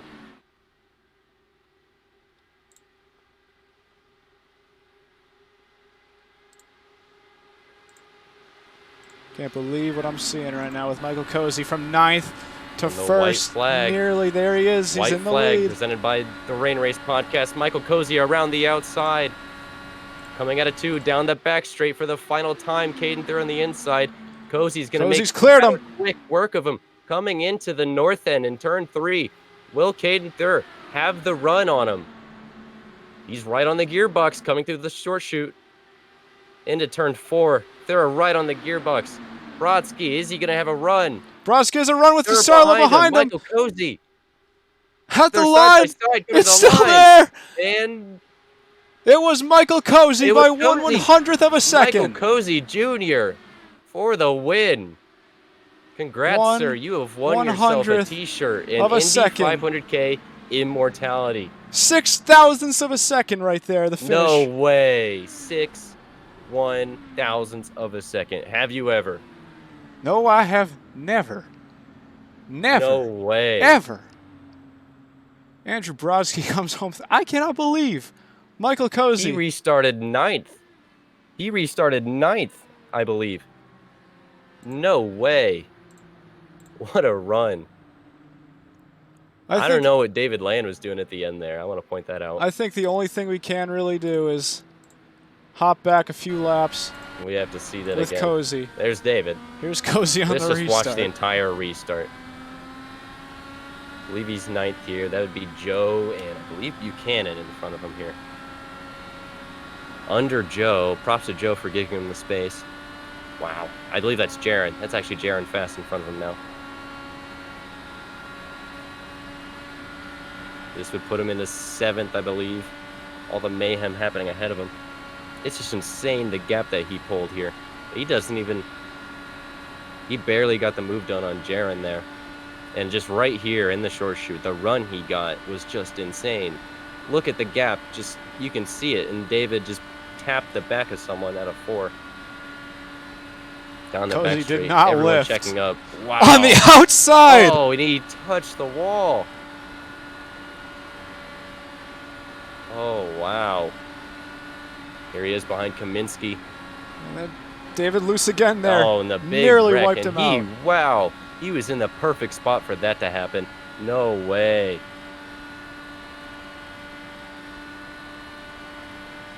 David finished 6th, but I would expect some sort of penalty after the race. Around the outside of Brodsky. Props to Brodsky here. Brodsky, what a great race from Andrew. Last second entry as well to finish 3rd. And here we get go. behind Thur. For Remember, the last lap. Caden Thur was nowhere to be seen all day. He might have been in the top 10, but he had not been in the top 3, I believe, until the very end here. Into turn 2. This is where Cozy takes the lead. He made rather quick work here in the south end. Down the back straight, going down to protect a little bit. Lapped car sitting on the apron. I saw something about that in the chat through the north end here. Let's see, guys behind him. It should be coming around the... That was the finish right there. Oof. Let's try and see what that finish looks like. Take a look one more time and... Wow. There it was. Ooh. What an insane finish. Insane. I cannot believe it, in all honesty. I really can't. I don't believe I can get Cozy in here for an interview. But let's talk to 3rd place finisher, Andrew Brodsky. David hooked the guy, too. Andrew. That's the first thing he says in here. All right, Andrew, 3rd place. How do you feel about it? That was an insane race. Insane run from you. Yeah, it was about survival today. We had a good strategy. Matt, Cole, we worked with Frankie, Joe, Jaron. Yeah, a bunch of us were working together, so it was good. But yeah, a lot of fun. Thanks for putting on the race. Wish I could have been a little more aggressive at the end, but you know, iRacing's still new to me, so. Obvious from when coming in here, I would assume from the rest of the field. There's a lot of talk about the actions of the 91 car towards the finish. Do you have anything to say about that? And Michael Cozy doing a burnout right over the bricks in spite of the 91. You know, it's racing, and we're all racing. It's just, this takes place in, I don't know. It's just fun, having a good time. Well, you heard it from Andrew, third place finisher. Let's hear from one more. Cozy burning it down. Let's hear from Frankie DeSarlo. Frankie, you're live. Can't hear him. Do we have Frankie? We have him, but we don't. There he is. Frankie, you're live. Hello. So, interesting finish here. You were up front all day. How do you feel about the race? Yeah, I feel like we had a good race in the, we had planned to the first half of the race just hang back and run in the pack and get a feel for the car and everything. So we really didn't get the practice we wanted. And about halfway, we started going for it. We got towards the front. We started working together with a couple of our guys and got to the lead. I think it was around lap 80, and we were really good at holding on. Like, we had a good car when it was out front. And I knew with 15, 20 to go, we were really going to have to fight for it, and we were on our own. And we were hanging in there pretty good. We had a couple three-wide moments, but we were all keeping it pretty good. And then I don't know if I didn't really look at it yet. I don't know if it was net code or if it was a hip check, but top two, I think it was David and Michael, were side by side, and Cozy went up into the wall and came right back down. Nothing he could do at that point, and then wiped us out. And fortunately, we couldn't get our lap back, and that was pretty much the end of our race. But you heard from Frankie, 9th place, just in the wrong place at the wrong time towards the end there. We're going to get in one more from Matt. We're going to get Matt Skipper to talk about some things, and then we're going to finish the broadcast by bringing Noah in here. Matt, you're live. Hello? So, disappointing end to your day, obviously, in turn 2 with the 91. If you have anything to say about the contact, what happened, but overall, strong run from you today. Yeah, the number 63 WeatherTech car did a great job for us today. It was fun racing out there up front with Frankie, Andrew, all of my CFM guys, Cole, everybody down in that Discord. I need to name off some other people. Jaron, Zach. I mean, it was just a great race. And then just that hip check from David. I mean, I don't understand going 3 lanes up. I know it was a racing deal, and I'm not mad about it. It is what it is. I mean, disappointing run, but I can't really, hold a grudge or anything. It's just one of those deals where it's like, you know what? You both did what you could, and you got to move on. So yeah, that's what I saw. But it was a good day for our team. Good win to Cozy. That was a crazy photo finish. But yeah, I hope everybody enjoyed. And yeah. Well, you heard it there from Matt Skipper, 17th place. Disappointed, but just a racing incident. Strong run, however, from Skipper. I'll be curious to see if we're able to pull David in here. I know he was luring around the other voice chats in this Discord channel. Well, he's muted and deafened on here, so I'm just to save us some time, we'll bring Noah in to finish it out. Noah, you're here. Our race control. We're gonna finish the broadcast with you in here. Just want to say, first off, big thank you to Noah, and I don't see Colin in here, but Colin as well for being race control. You guys called pretty fair, pretty good race here, and overall, that's exactly the theme of the race today. That was it went on a bit cleaner than I thought it would. Spectacular racing all day, back and forth, leapfrogging. It was pretty insane. Anything you have to say about the race, Noah? I think it went all right. The first half of the race was pretty sketchy. We had a couple calls that didn't go as well as it should have on our end because it's just getting used to it. But after we got past the halfway point, it kind of smoothed out, and I think it ended up pretty good. The only there's a couple people not happy that they couldn't get their laps back towards the last 20 laps, and I understand the frustration. I'd be mad too. But I talked about that during the drivers' meeting, that in the last 20 laps, no one gets their laps back. That isn't out of the fact of we're trying to make it harder for anybody, that we didn't want to screw anybody out of a race. That was just purely out of the fact we don't want the cautions to go longer than they have to. We don't want to have to figure out who stayed out, who didn't, because it ended up being an issue anyways. Apparently, some people didn't know you weren't supposed to pit during the wave round, and I had lost track by then of who was getting their last back and who was pitting during it after they got the wave round. So it is what it is. I think regardless, great finish. Rather than not have that wreck out of turn two on two to go, but regardless, Cozy put on a heck of a race, and I'm happy that he was able to get that win. You hear Chris? Any final thoughts? No, I mean, it was a fantastic race. I'm surprised that it came down to 6/1000th of a second at the end there. I'm glad Cozy was able to pull it off. I thought it was a fantastic finish. Some very interesting moves. And if you want, the whole deal of this is that Kyle got the live stream, but I want to have some post-race stuff, highlights videos, radio communications during the race, all that good stuff over on my channel. So go check it out, GT Rain, or just type in Racing Nation TV on YouTube and click on the second channel that you see. I just want to point out, by the way, Cozy came from P12 with like 10 to go and won the race because of that. Oh yeah, just point that out. Insane stuff today. Insane stuff absolutely all day crazy. of racing. 500 can't- kilometers of racing now done. That was insane. A big thank you to Noah for all of the promotional work that he's done. All the videos and stuff you've seen at the beginning of the broadcast, everything that was all done by Noah. Fantastic stuff there from him. He also perfect job at race control. Better, everything I could have asked for and more. Big thanks to Chris, co-host. He did all the camera angles that you saw, this ticker, everything, all of it. That was done by Chris. He is the one currently putting on this stream onto my channel. It's pretty awesome stuff. It was a team effort. Bit went into this. I want to do something like this in the future. Don't know when.